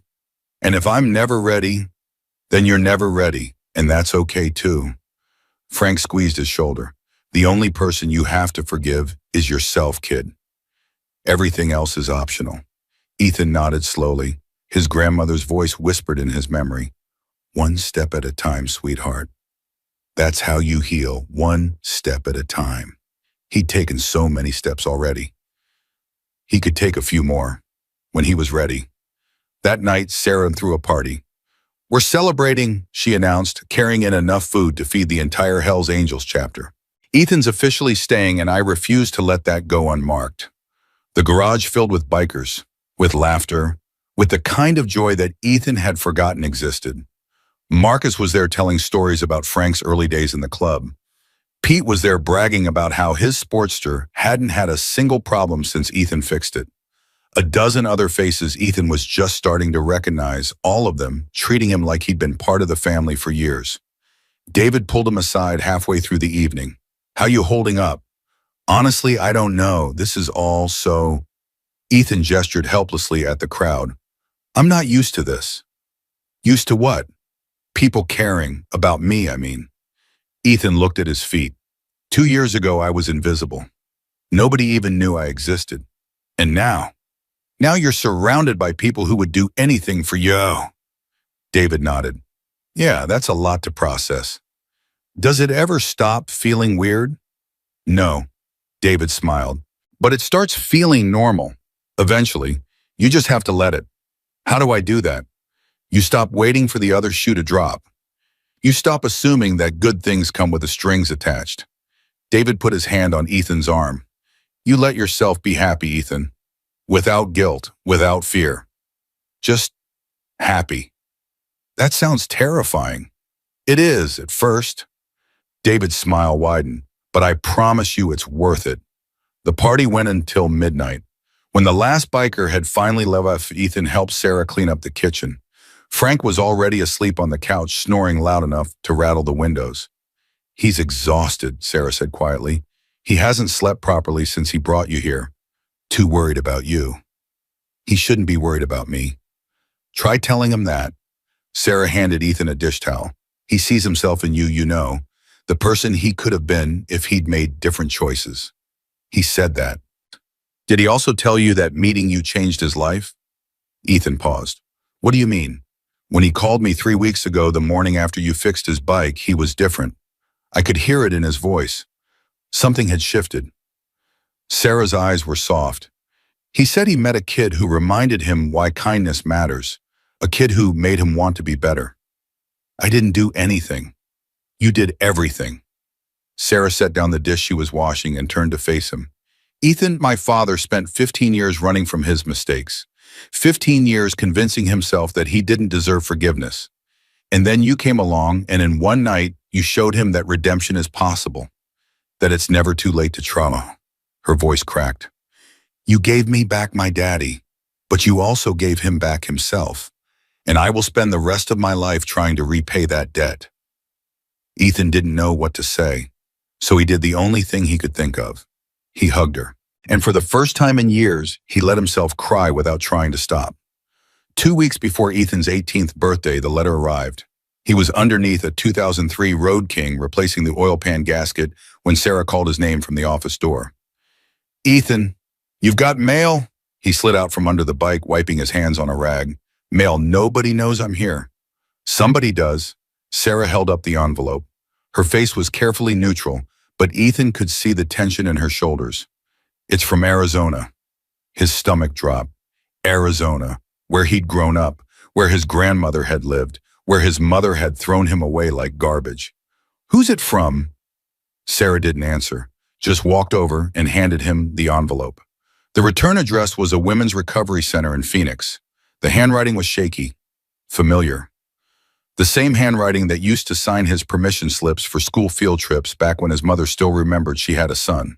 "You don't have to open it," Sarah said quietly. "You can throw it away, burn it, whatever you need to do." "I know." But his hands were already tearing at the seal. The letter was 3 pages long, handwritten. The paper was stained in places, tears maybe, or just the trembling of unsteady hands. Ethan read the first line and felt his world tilt sideways. "Dear Ethan, I know I don't have the right to call you son anymore." He had to stop, had to breathe, had to remind himself that he was standing in a garage in Austin, not drowning in the memories of a childhood that had ended too soon. Sarah's hand found his shoulder. "You okay?" "No." His voice came out strangled. No, I don't think I am. Frank appeared in the doorway. He took one look at Ethan's face and his expression hardened. What's going on? Letter from his mother. Frank crossed the garage in 3 strides. You want me to read it first? Make sure there's nothing in there that... No. Ethan shook his head. No, I need to do this myself. He walked outside away from the concerned eyes and the questions he couldn't answer. Found a spot behind the building where nobody could see him. And then he read. The letter was everything he'd spent years imagining and dreading. His mother's voice poured off the page raw and broken and more honest than she'd ever been when he was a child. She wrote about the addiction, how it started with painkillers after a car accident, then graduated to heroin when the prescriptions ran out. How she knew she was losing herself but couldn't stop. How she watched her own son become a stranger and was too high to care. She wrote about the night she threw him out. How she barely remembered it. How she woke up the next morning and realized what she'd done and spent 3 hours screaming into a pillow before getting high again just to make the guilt stop. She wrote about the years that followed, the arrests, the overdoses, the rock bottom that came when she woke up in a hospital bed with tubes down her throat and a doctor telling her she'd been dead for 4 minutes. They brought me back, she wrote, but I didn't want to come back, not until I thought about you, about what I'd done to you, about how I'd never be able to make it right if I died. She wrote about recovery, the 90 meetings in 90 days, the sponsor who sat with her through the worst of the withdrawals, the therapist who helped her understand why she'd destroyed everything she loved, and she wrote about the guilt. I know I failed you. I know I abandoned you when you needed me most. I know that there is nothing I can say or do that will ever make up for the years I stole from you. But I want you to know that I'm trying. Every day, I'm trying to become someone worthy of asking for your forgiveness, even though I know I'll never deserve it. The letter ended with a single sentence. If you ever want to see me, I'll be here. If you never want to see me again, I understand. Either way, I love you. I never stopped loving you, even when I was too broken to show it. Ethan sat there for a lengthening time after he finished reading. His hands were shaking. His eyes were burning. His chest felt like someone had reached inside and squeezed his heart until it cracked. He didn't know what he felt. Anger, yes. Fury at the woman who had chosen drugs over her own child, who had let him become homeless rather than fight for her sobriety, who had waited until he'd already built a new life to come crawling back. But underneath the anger, there was something else, something that felt dangerously close to hope. Frank found him an hour later, still sitting behind the building, the letter crumpled in his fist. The old biker didn't say anything, just sat down beside him and waited. She wants to see me, Ethan said finally. My mother, she's in recovery, 8 months clean. She wants to see me. I know. Frank's voice was quiet. Patricia told me when she called about the home visit. You knew this whole time? I knew. Frank met his eyes. I didn't tell you because I wanted it to be your choice, if and when you were ready to hear it. And you think I'm ready now? I think that letter found you whether you were ready or not. Frank nodded at the crumpled pages. What does it say? Ethan smoothed out the letter and handed it over. Watched Frank's face as he read. The old biker's expression shifted as he went through the pages, hardened in places, softened in others. By the time he reached the end, his jaw was tight. She sounds sincere, he said finally. You think she's telling the truth? I think addicts lie. It's what we do. Frank handed the letter back. But I also think that sometimes with enough work and enough time, we learn how to stop lying, even to ourselves. You were an addict. Alcohol for 30 years. Frank's laugh was bitter. Why do you think I lost Sarah in the first place? Why do you think I spent so long running from everything that mattered? Ethan stared at him. You never told me that.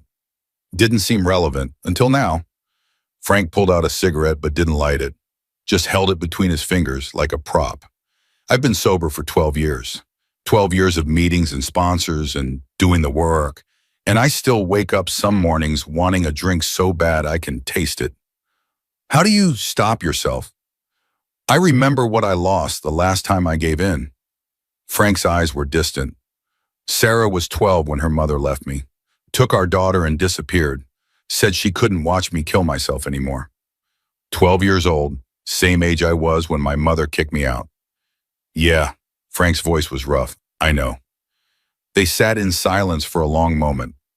What do I do? Ethan asked finally. About the letter, about my mother. What do I do? That's not my call, kid. I know, but I'm asking anyway. Ethan looked at him.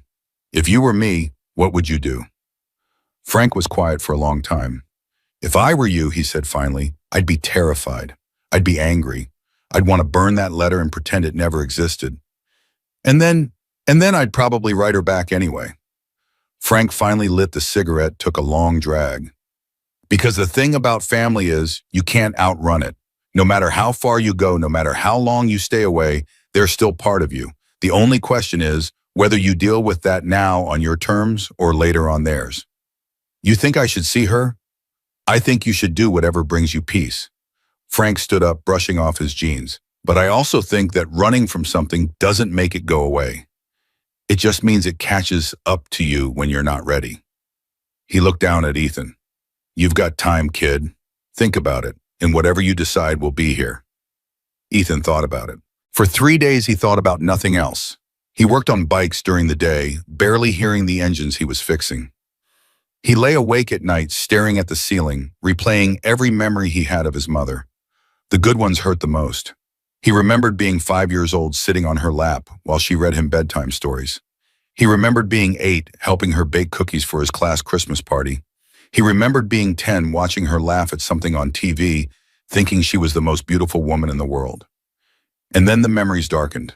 11, coming home from school to find her passed out on the couch, a needle still in her arm. 12, listening to her scream at his grandmother through the phone, demanding money for drugs she claimed were prescriptions. 13, standing in the doorway of the house he'd grown up in, backpack in his hands while she told him to get out and never come back. Those memories were harder to hold, but he made himself look at them anyway. You're going to make yourself crazy, Sarah told him on the 4th day. Overthinking this, going around in circles. I don't know how to stop. Write her back. Sarah set a fresh cup of coffee in front of him. Not to say yes or no, just to acknowledge that you got the letter, that you're thinking about it. What would I even say? The truth, that you're not ready to see her yet, that you need time, that you're not sure if you can forgive her, but you're not saying never. Sarah shrugged. Baby steps, Ethan. That's how healing works. Is that what this is, healing? I don't know, but it's something. She squeezed his hand, and something is better than nothing. Ethan wrote the letter that night. It took him 6 tries to get it right. The first 5 versions were too angry, too hurt, too full of all the things he wanted to scream at the woman who had abandoned him. The 6th version was simple. Mom, I got your letter. I'm not ready to see you yet. I don't know if I ever will be, but I'm alive. I'm okay. I have people who care about me. That's all I can give you right now. He signed it with just his name. No love, no your son, just Ethan. It felt like enough. He mailed it the next morning before he could change his mind. And then he went back to work because that was the only thing he knew how to do. The week before Ethan's birthday, Frank collapsed.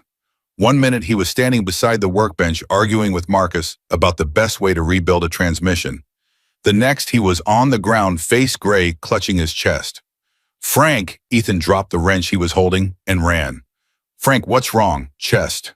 The word came out strangled. Can't breathe. Call 911. Marcus was already on his phone. Somebody call 911 now. The next few hours were a blur.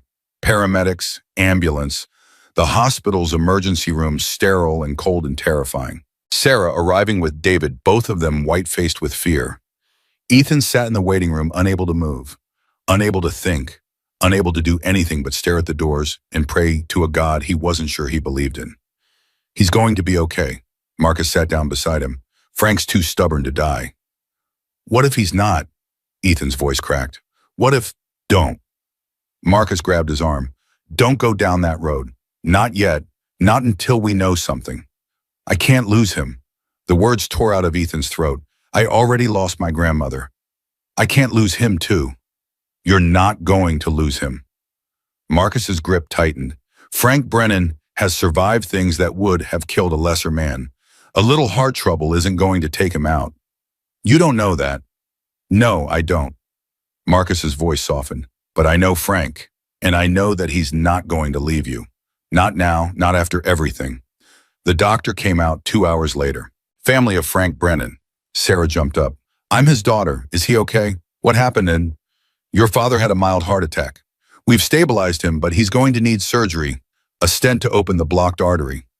A heart attack, Sarah's voice shook. He's never had heart problems before. Actually, he has. According to his medical records, this is his second cardiac event. The doctor looked at his clipboard. The first was about 5 years ago. He was advised at the time to make lifestyle changes. It appears he didn't follow that advice. 5 years ago, Sarah's face went pale. That was when we weren't speaking. I wouldn't speculate about causes. What I can tell you is that the surgery is straightforward. He should make a full recovery, assuming he takes better care of himself going forward. Can we see him? One at a time. He's awake, but he's weak. Don't tire him out. Sarah looked at Ethan. You go first. Me, but you're his daughter. And you're the one he's been most worried about. Sarah pushed him toward the doors. Go, I'll be right here. Ethan walked into the hospital room feeling like he was moving through water. Frank looked smaller in the hospital bed, older. The machines beeping around him made the whole scene feel surreal. Hey, kid. Frank's voice was weak, but he managed to smile. Sorry if I scared you. Scared me? Ethan's legs gave out and he dropped into the chair beside the bed. You collapsed. You stopped breathing. I thought you were dead. Takes more than a little heart trouble to kill me. This isn't funny, Frank. No, it's not. Frank's smile faded. I know I should have told you about the first heart attack. I didn't want you to worry. Well, I'm worried now. Ethan's voice broke. I'm really worried. Frank reached out and took his hand. His grip was weaker than usual, but it was still there. I'm not going anywhere, he said. Not yet. Not when I've got so much left to do. Like what? Like watching you turn 18. Like seeing you build a life. Like being there for all the things I missed with my own daughter. Frank's eyes were wet. I wasted so many years, Ethan. Running from everything that mattered. I'm not going to waste any more. You better not. Ethan squeezed his hand. Because I just found you, and I'm not ready to lose another family. You won't. Frank's voice was fierce despite its weakness. I promise you, you won't. The surgery went well. Frank spent a week in the hospital, then another 2 weeks recovering at home. Sarah moved into the guest room to take care of him. David handled the day-to-day operations of the garage. And Ethan worked harder than he ever had in his life, determined to prove that Brennan's Auto could survive anything. You're going to burn yourself out, Marcus told him one night. Slow down. We can handle this. I can't slow down. Ethan wiped the sweat from his forehead. Frank trusted me with this place. I'm not going to let him down. You're not letting anyone down. You're killing yourself trying to be perfect. Marcus handed him a bottle of water. Frank wouldn't want that. Frank almost died because he was too stubborn to take care of himself. I'm not going to make the same mistake. That's not, Marcus stopped, sighed. You know what, you're right. You're both too stubborn for your own good. Must be genetic. We're not related. Doesn't matter. Marcus clapped him on the shoulder. Family isn't about blood. It's about who shows up. And you've been showing up every single day since Frank brought you here. Ethan's throat tightened. I don't know how to do anything else. I know. That's what makes you family. Frank came back to the garage 3 weeks later. He moved slower than before, tired more easily, but the fire in his eyes was still there. Miss me? He asked as he walked through the door. Ethan set down the wrench he was holding and pulled him into a careful hug. Don't ever do that again. Do what almost die, Frank laughed. I'll do my best, Joe. I'm serious. So am I. Frank pulled back and looked at him. I heard you kept this place running while I was out. Every bike finished on time. Every customer happy. Marcus says you barely slept. Somebody had to do it. Somebody did. Frank's eyes were proud. You did. And you did it better than I could have. That's not true. It is true, and we both know it. Frank put his hand on Ethan's shoulder. I've been thinking a lot lying in that hospital bed, about this garage, About the future, about what happens when I'm gone. Frank, let me finish. Frank's voice was firm. I'm not dying tomorrow, but I'm also not getting any younger. And this place, this business that my grandfather built, that my father built, that I've been running for 30 years, it needs someone to carry it forward. Ethan's heart started pounding. What are you saying? I'm saying that I want you to take over someday. When you're ready, when you've learned everything I can teach you. Frank's eyes held his. I'm saying that I want you to be my heir, Ethan, in every way that matters. Ethan couldn't breathe. You don't have to answer now, Frank continued. Take your time. Think about it. But I want you to know that this isn't charity.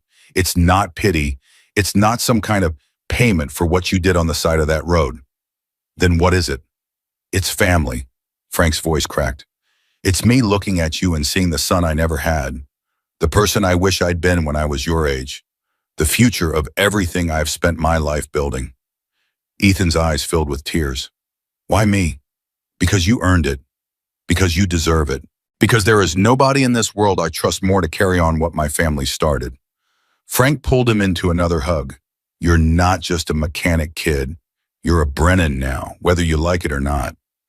Ethan held on tight. I like it, he whispered. I really like it. Good. Frank's laugh was wet with tears. Then it settled. Ethan's 18th birthday fell on a Saturday. The garage was closed for the first time in 20 years.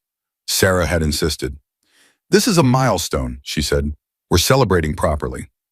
Properly turned out to mean a party that filled the entire parking lot. Hell's Angels from 3 different chapters. Friends and customers from all over Texas. Betty from the truck stop who had driven 6 hours just to see him. Look at you, she said, pulling him into a crushing hug. All grown up, got a pub and a family and a whole life ahead of you.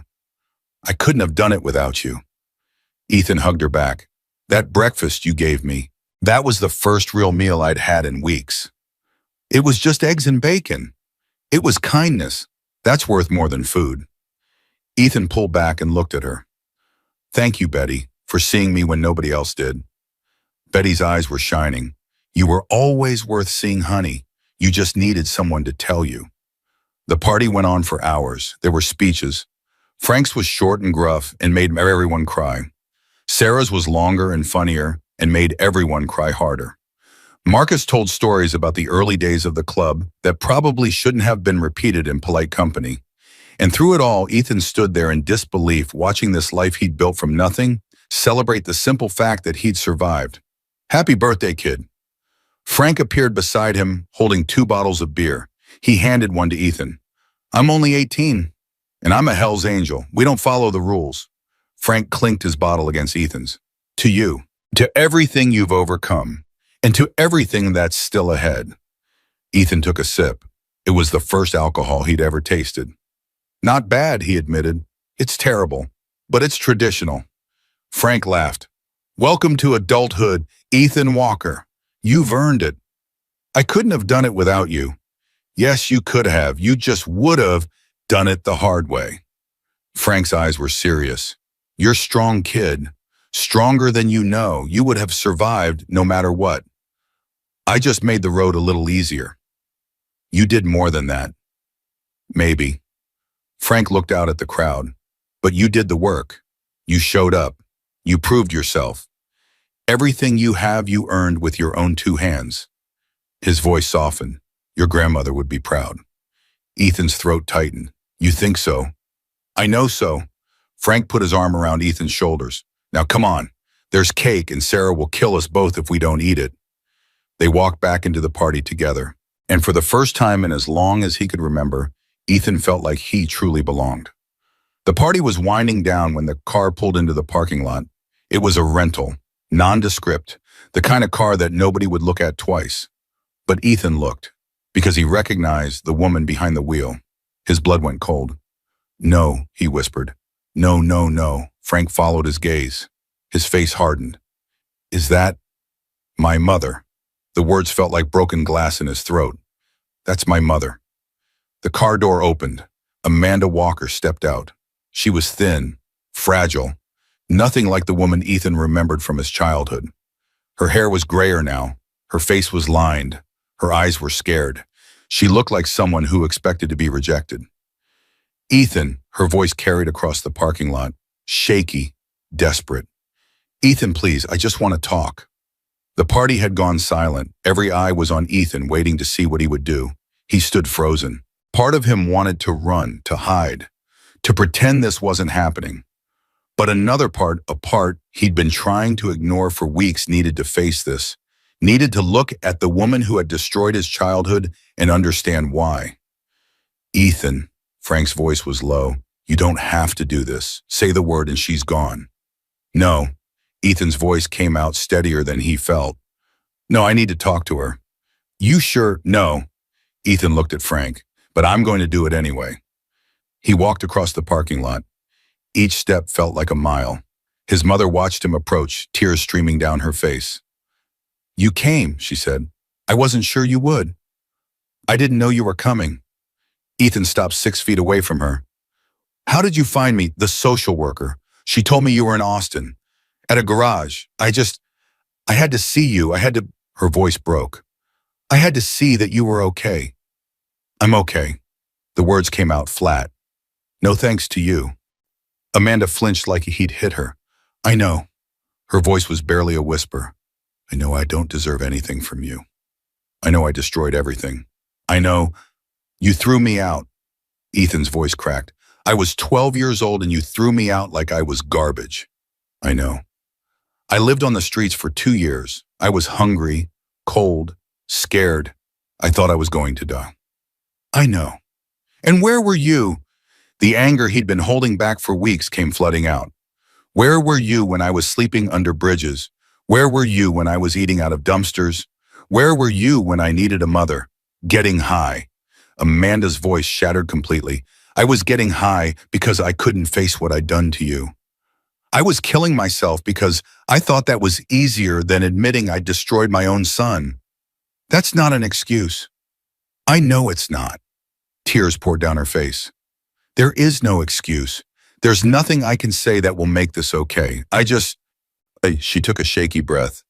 I just needed you to know that I'm sorry, that I love you, that I never stopped loving you even when I was too broken to show it. Ethan stared at her.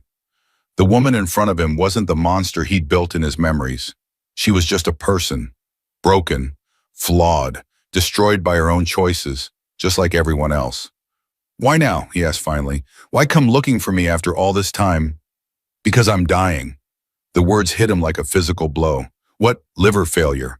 From the drugs, from the drinking, from 30 years of destroying my own body. Amanda's laugh was bitter. The doctors say I have maybe 6 months, maybe less. Ethan couldn't breathe. I didn't come here to ask for forgiveness, Amanda continued. I know I don't deserve it. I came here because I needed to see you one more time. To tell you I'm sorry, to tell you that I love you, and to tell you that you turned out better than I ever could have imagined. She looked past him at the party, at the Hells Angels standing protectively nearby, at Frank watching with his arms crossed and his jaw tight. You have a family, she said, a real one. People who love you, people who would do anything for you. Her voice cracked. That's all I ever wanted for you, Ethan. Even when I was too messed up to give it to you myself. Ethan stood there paralyzed. His mother was dying. The woman who had abandoned him destroyed him, left him to survive on his own for years. That woman was standing in front of him, asking for nothing, expecting nothing, just wanting to say goodbye. I don't know how to forgive you, he said finally. I know. I don't know if I can ever forgive you. I know that too. Amanda's smile was sad. And that's okay. You don't owe me anything. You never did. She reached into her pocket and pulled out a small envelope. I brought you something, a birthday present. It's not much, but she held it out. Ethan took it with trembling hands. Inside was a photograph, old, faded. A young woman holding a newborn baby, both of them smiling at the camera. That's us, Amanda said.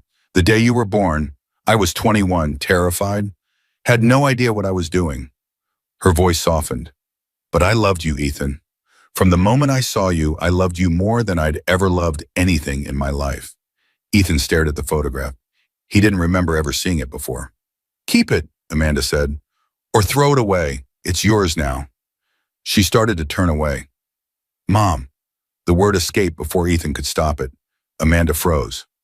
Mom, Ethan's voice cracked. Wait! He crossed the distance between them in 3 steps and wrapped his arms around her. She was so thin, so fragile. Nothing like the woman he remembered, but she was still his mother. And despite everything, despite all the pain and the anger and the years of abandonment, he couldn't let her walk away without one last goodbye. I don't forgive you, he whispered against her shoulder. Not yet. Maybe not ever. I know. But I love you too. The words tore out of him. I never stopped, even when I wanted to. I never stopped. Amanda's arms came around him, and she held on like she was drowning. Thank you, she sobbed. Thank you, thank you, thank you. They stood there for a long time. Behind them, the party had gone completely silent. Nobody moved. Nobody spoke. This was Ethan's moment, his choice, his path, and he'd chosen against all odds to let a little bit of love back in. Amanda stayed for 3 days. Not in the garage, Frank had made it clear that wasn't happening, but at a motel nearby, close enough to visit, far enough to give everyone space. Ethan went to see her the morning after the party, alone. He needed to do this by himself. She was sitting on the edge of the bed when he knocked, looking smaller than he remembered. Frailer, like a strong wind could blow her away. You came. Her voice cracked with a surprise. I wasn't sure you would. Neither was I. Ethan sat down in the chair across from her. But I couldn't sleep. Kept thinking about everything. About you, about us. What did you decide? I don't know yet. He looked at his hands. I spent years hating you, years telling myself that you were the reason my life fell apart. And then I built something new and I thought I didn't need to deal with it anymore. And now you're dying. The words came out flat. And I realized I never actually dealt with anything. I just buried it. Amanda nodded slowly. I understand. Do you? Ethan looked up at her. Do you understand what it was like, being 12 years old, standing on the street with a backpack, wondering what I did wrong, wondering why my own mother didn't love me enough to stay sober? I loved you. Amanda's voice shattered. I loved you more than anything. Then why? The question tore out of him. Why did you choose the drugs over me? Why did you throw me away? Because I was sick. Tears streamed down her face. Because addiction isn't about love, Ethan. It's about a disease that makes you destroy everything you care about. It takes the things you love most and uses them against you. That sounds like an excuse.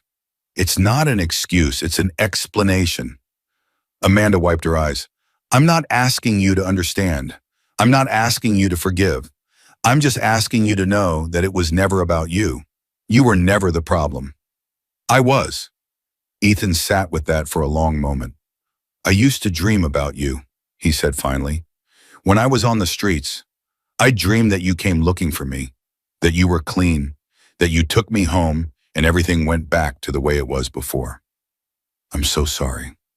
And then I'd wake up under a bridge somewhere freezing, starving, and I'd realize it was just a dream, that you were never coming, that I was on my own. Ethan, but here's the thing, he leaned forward. I survived. Despite everything you did, I survived. I found people who cared about me. I built a life. I became someone I'm proud of. I know. Amanda's smile was watery. I can see that. And I realized something last night while you were holding me. Ethan's voice softened. I realized that hating you was exhausting. That carrying all that anger was like dragging a weight behind me everywhere I went. So what now? I don't know. He stood up. But I think I want to try to let go of some of it. Not all at once, not everything, but some. Amanda looked up at him with hope she clearly didn't believe she deserved. Really? You're dying, Mom.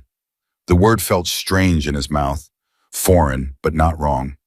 And I spent years wishing you would disappear. But now that it's actually happening, I realize I don't want that. I don't want to lose you without at least trying to understand. But what do you want to understand? Everything? Ethan sat back down. Tell me about the addiction. Tell me about when it started. Tell me about Dad. Tell me about Grandma. Tell me everything you never told me when I was a kid. So she did. For 3 hours, Amanda talked about meeting Ethan's father in high school, about getting pregnant at 19, about the car accident that left her with chronic pain and a prescription for opioids that spiraled out of control.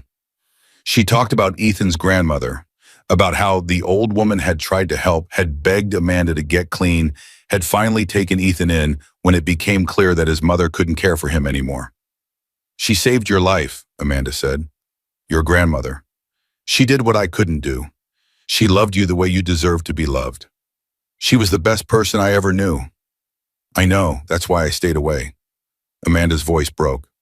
"After she took you in, I told myself it was better if I disappeared. Better if you forgot about me and let her raise you right. That's not what happened.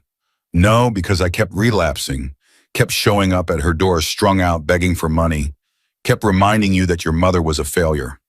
Amanda closed her eyes. "The last time I saw her alive, she told me that if I ever came near you again, she'd call the police. She said she'd rather see me in prison than watch me destroy you any more than I already had." Ethan's throat tightened. "She never told me that." "She was protecting you. That's what mothers are supposed to do." Amanda opened her eyes. "I never learned how. But she did. And I'm grateful, Ethan. I'm so grateful that you had her. I miss her every day." "I know." Amanda reached out and took his hand. "And I know I can never replace her. I'm not trying to. I just wanted you to know that there was more to the story than what you saw. That I wasn't always a monster." "You weren't a monster, Mom. You were sick." Ethan squeezed her hand. "I didn't understand that before. I'm starting to understand it now." They sat in silence for a long moment. "What happens now?" Amanda asked finally. "Now you go back to Phoenix. You keep going to treatment. You take care of yourself for whatever time you have left." Ethan's voice steadied. "And I call you. Once a week, we talk. We try to rebuild something, even if it's just a fraction of what we lost." "You do that. I'm doing it." Ethan stood up. "Because you're right about the anger, about the weight. I don't want to carry it anymore. And the only way to put it down is to face it." Amanda started crying again. "Thank you," she sobbed. "Thank you. Thank you." "Don't thank me yet." Ethan pulled her into a hug. "We've got a long way to go, and I can't promise I'll ever fully forgive you." "I don't expect forgiveness." "Good, because I'm not ready to give it." He pulled back and looked at her. "But I'm ready to try." "That's more than I could say yesterday." Amanda left the next morning. Ethan drove her to the airport himself over Frank's objections. "You sure about this?" Frank had asked. "She put you through hell. You don't owe her anything." "I know I don't." Ethan grabbed his keys.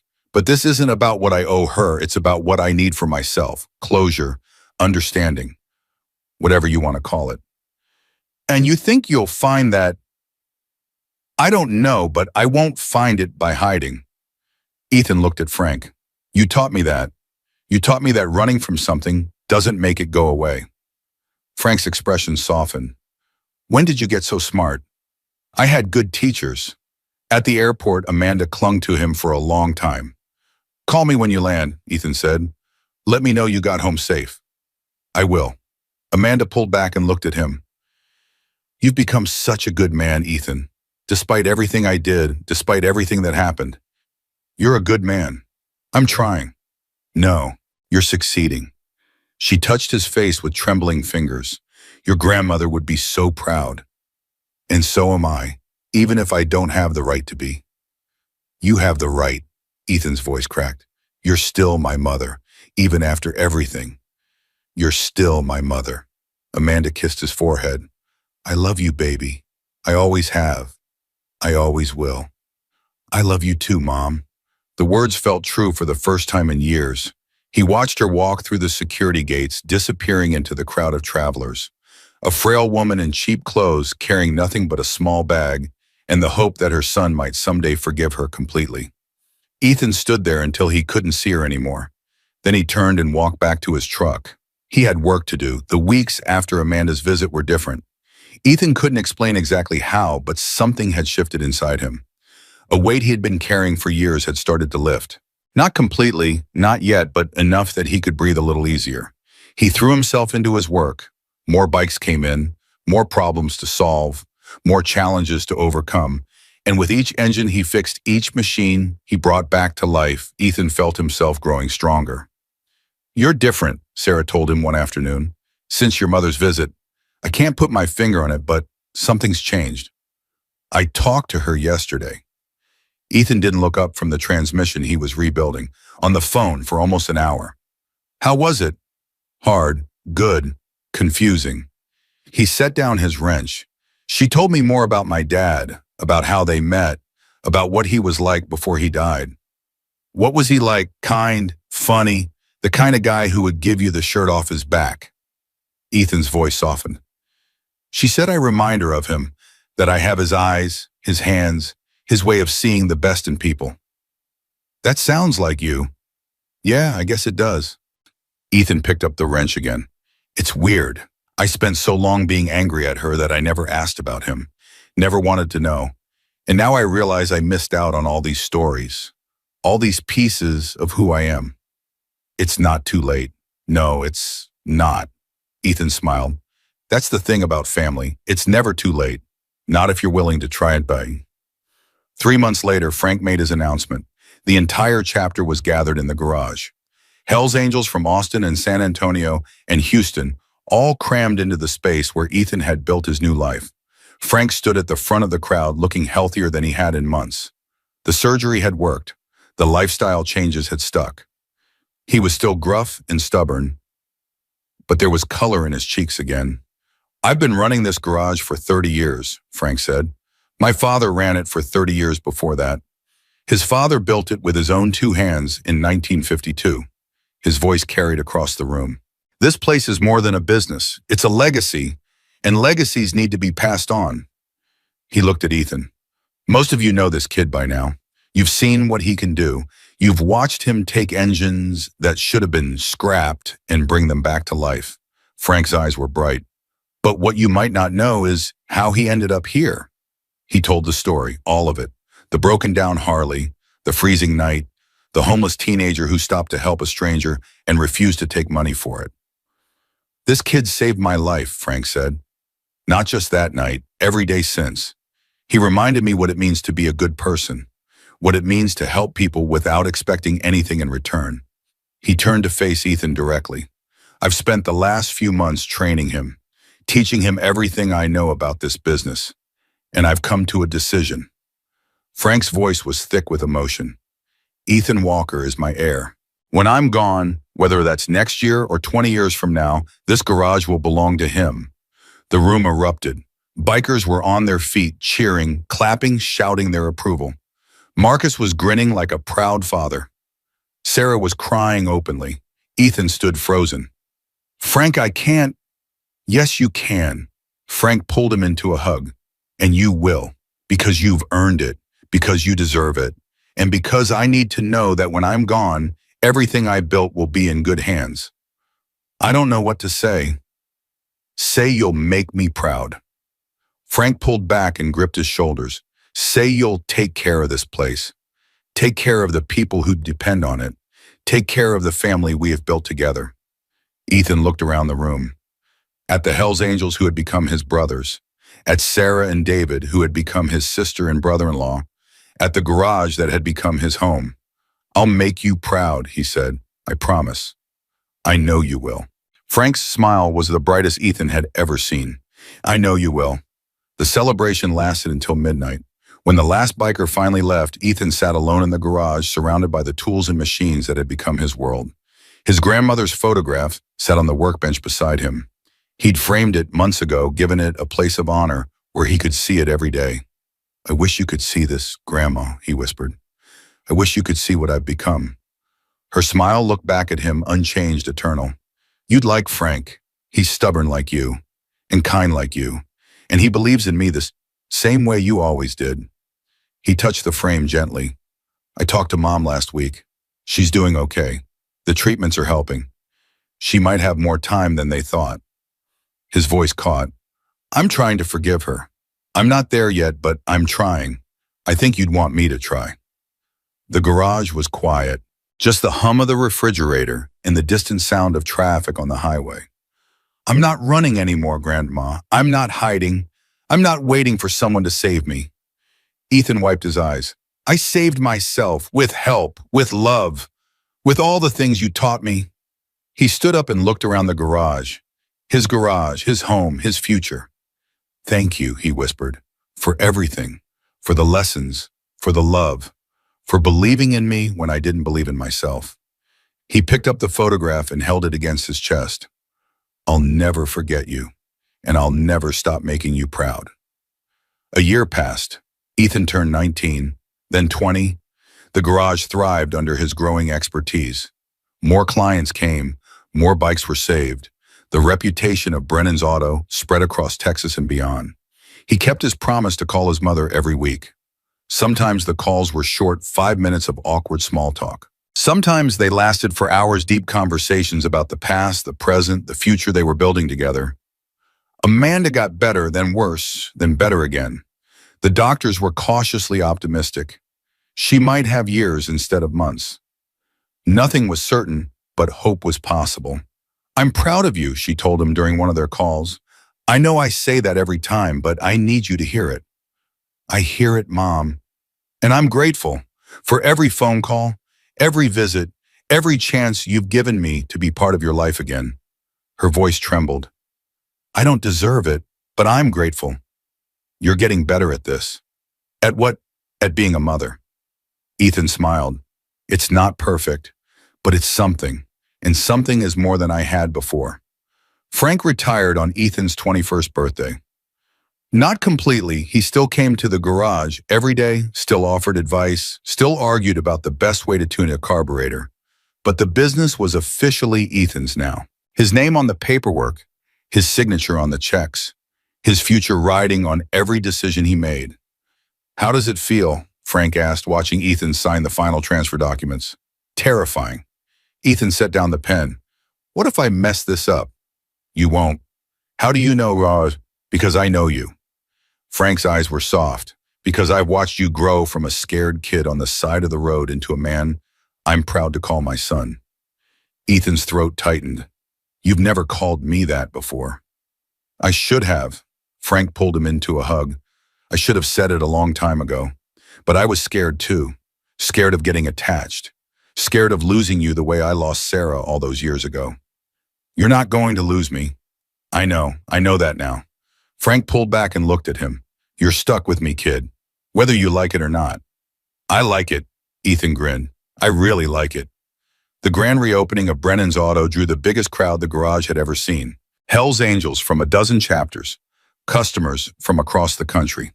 Betty drove down from Arizona with a busload of truckers who'd heard about the legendary young mechanic.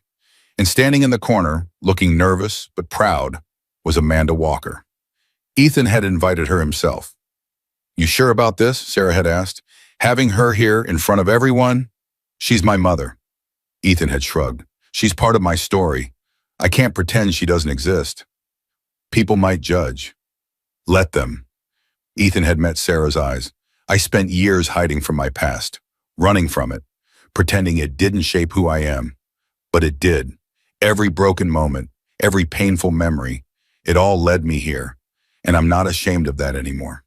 So Amanda was there when Ethan cut the ribbon on the renovated garage. She was there when Frank gave a speech about legacy and family and the young man who had changed everything. She was there when 100 bikers raised their glasses to toast the new owner of Brennan's Auto. And when Ethan looked at her thin and fragile and fighting for every breath, he felt something he hadn't expected. Peace, not forgiveness, not yet, maybe not ever, but peace, acceptance, understanding, the knowledge that some wounds never fully heal, but they can scar over.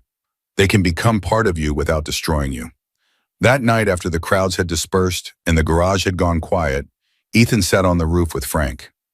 They'd done this 100 times over the past 3 years, sharing beers, watching the stars, talking about everything and nothing. Hell of a day, Frank said. Hell of a life. Ethan took a sip of his beer.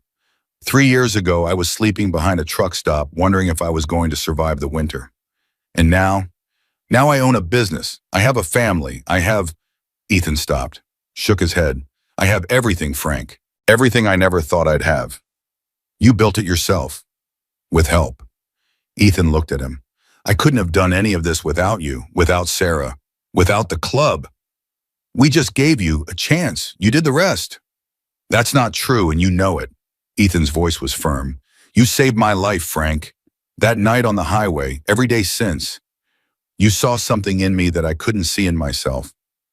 I saw kindness. Frank's voice was soft. I saw a kid who had every reason to be cruel, every reason to be selfish, and instead he stopped to help a stranger. That's rare, Ethan. That's precious. And I wasn't going to let it go to waste. You could have just said thank you and ridden away. I could have, but then I'd have missed out on the best thing that ever happened to me. Frank raised his bottle. To you, kid. To everything you've become. To us. Ethan clinked his bottle against Frank's. To family. They sat in comfortable silence watching the stars wheel overhead. What's next? Frank asked eventually. Now that you're the boss, I don't know. Ethan smiled. Keep fixing bikes. Keep building the business. Maybe train some new mechanics, kids who need a chance like I did. Already thinking about the next generation. I learned from the best. Frank laughed. You learned from a stubborn old fool who almost missed his daughter's wedding, and who rode 200 miles with 120 brothers just to say thank you. Ethan's voice was warm. That's not a fool, Frank. That's a father. Frank was quiet for a long moment. I never had a son, he said finally. Always wanted one, but it never happened.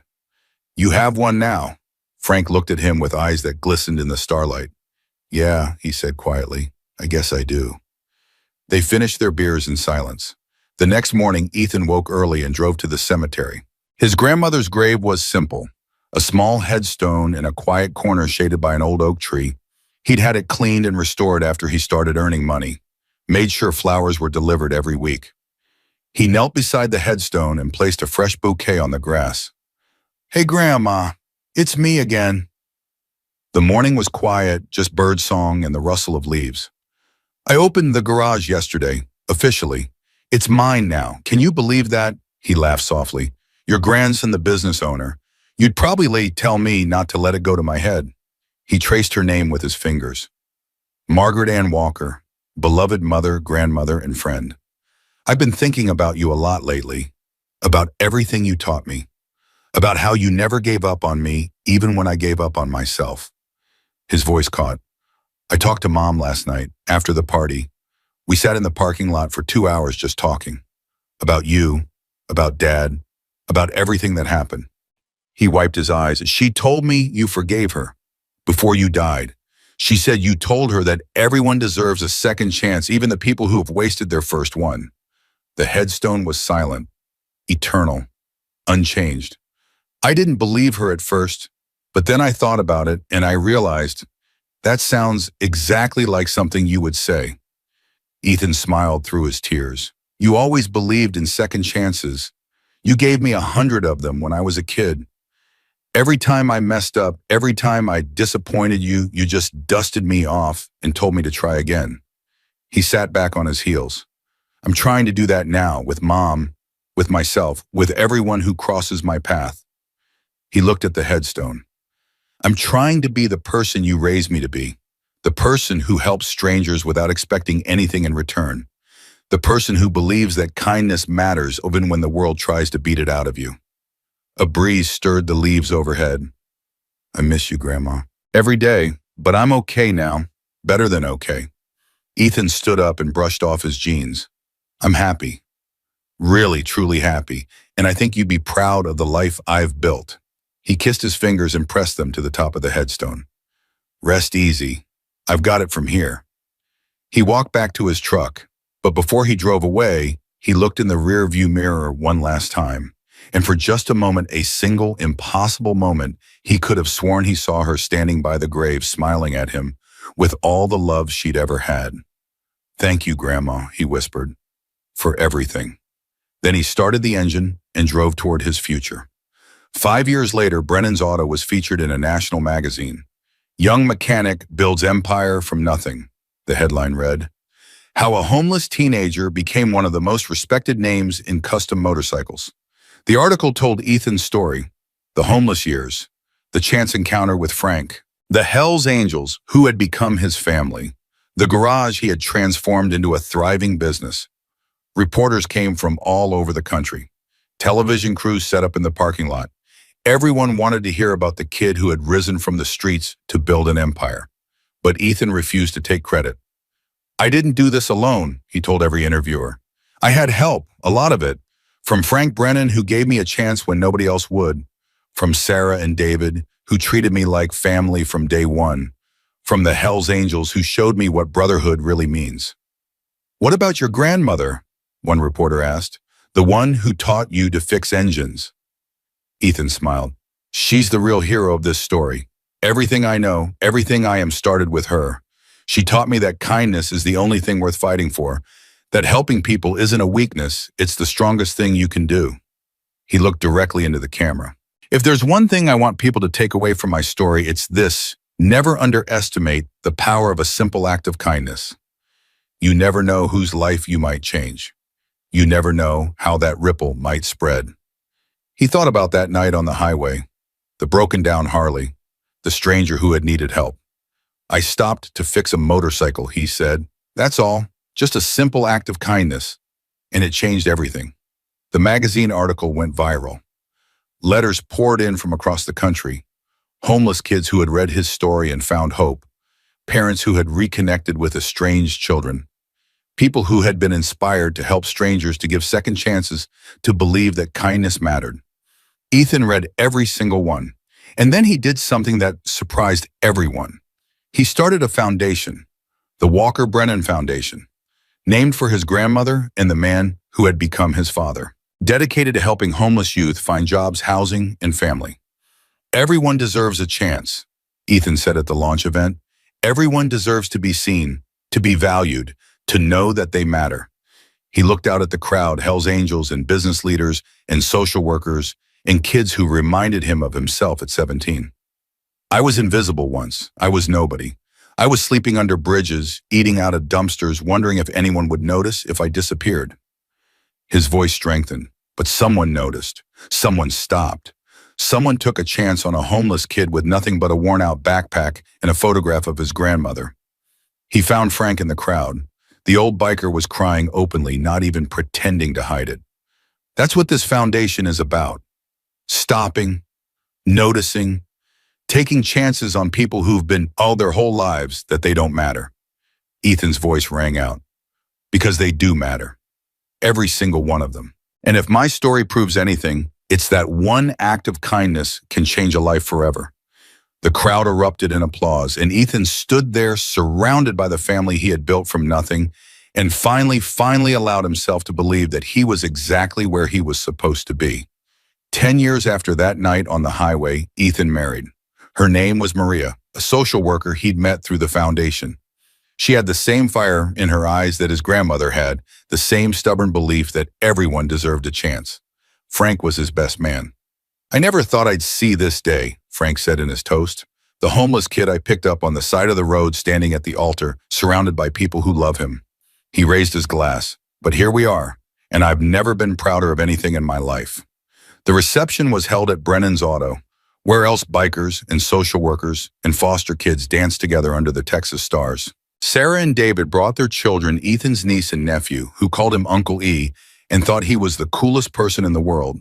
And in the corner watching it all, with tears in her eyes, sat Amanda Walker. She had beaten the odds. The liver disease had gone into remission. The doctors couldn't explain it. They called it a miracle. Ethan called it stubbornness. "Walkers don't die easy," he'd told her. "Grandma taught us that." Now she watched her son dance with his new wife, and for the first time in 20 years, she felt something like peace. "He's beautiful," she whispered to Frank, who had sat down beside her. "My boy, he's so beautiful. He gets it from his grandmother." Frank's voice was gruff but kind, "and maybe a little bit from you." Amanda looked at him in surprise. "You don't hate me." "I did for a long time." Frank shrugged. "But Ethan taught me something about forgiveness, about second chances, about letting go of the anger that just weighs you down." He watched Ethan spin Maria across the dance floor, both of them laughing. "He's the best thing that ever happened to any of us. And if forgiving you is part of what he needs, then I can do that." Frank met her eyes. "We're family now, whether we like it or not." Amanda's eyes filled with tears. "Thank you." "Don't thank me. Thank your son." Frank stood up and offered her his hand. Now come on, I think there's a mother-son dance coming up and you're not going to miss it. The night ended with Ethan standing on the roof of the garage, Maria's hand in his. They looked out at the city lights, at the stars overhead, at the future stretching out before them. Happy? Maria asked. Yeah, Ethan pulled her close. Yeah, I really am. Any regrets? He thought about it, about all the pain and loss and darkness he'd endured, about the years on the street, the hunger, the fear, about the mother who had abandoned him and the grandmother who had saved him. No regrets, he said finally. Every broken moment led me here, to this place, to these people, to you. He kissed her forehead. I wouldn't change a thing. 20 years after Ethan fixed a stranger's motorcycle on a cold November night, he stood in the garage that now bore his name. Walker Brennan Automotive. The sign had been changed after Frank passed away peacefully in his sleep, surrounded by the family he'd built. The garage had grown. 3 locations now, 50 employees, a training program that had helped hundreds of homeless youth find their footing. Ethan was 50 years old, gray at the temples, lines around his eyes. But the same hands that had saved Frank's Harley all those years ago still knew how to coax life back into a dying engine. His daughter found him there, elbow deep in a vintage Indian motorcycle. Dad, Mom says dinner's ready. Ethan looked up at her, this beautiful girl who had somehow grown up when he wasn't looking. 17 years old, the same age he'd been when everything changed. Tell her I'll be right there. What are you working on? Old bike. Owner says it hasn't run in 20 years. Everyone told him to scrap it. Ethan smiled. I told him I'd take a look. His daughter rolled her eyes. You always say that. I'll take a look.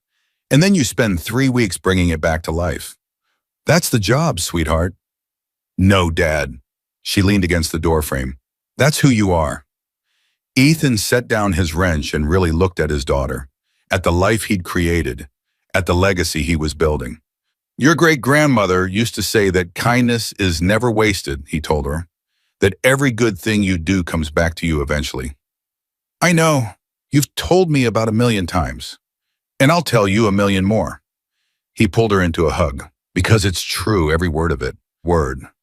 He released her and looked around the garage, at the tools his grandmother had taught him to use, at the photographs on the wall, Frank, Sarah, Marcus, all the Hells Angels who had become his family, at the awards and recognition and evidence of a life well lived. I was 17 when I learned that lesson, he said quietly. Homeless, hungry, invisible, and I stopped to help a stranger even though I had nothing to give. He met his daughter's eyes. That one act of kindness changed everything. It gave me Frank. It gave me this garage.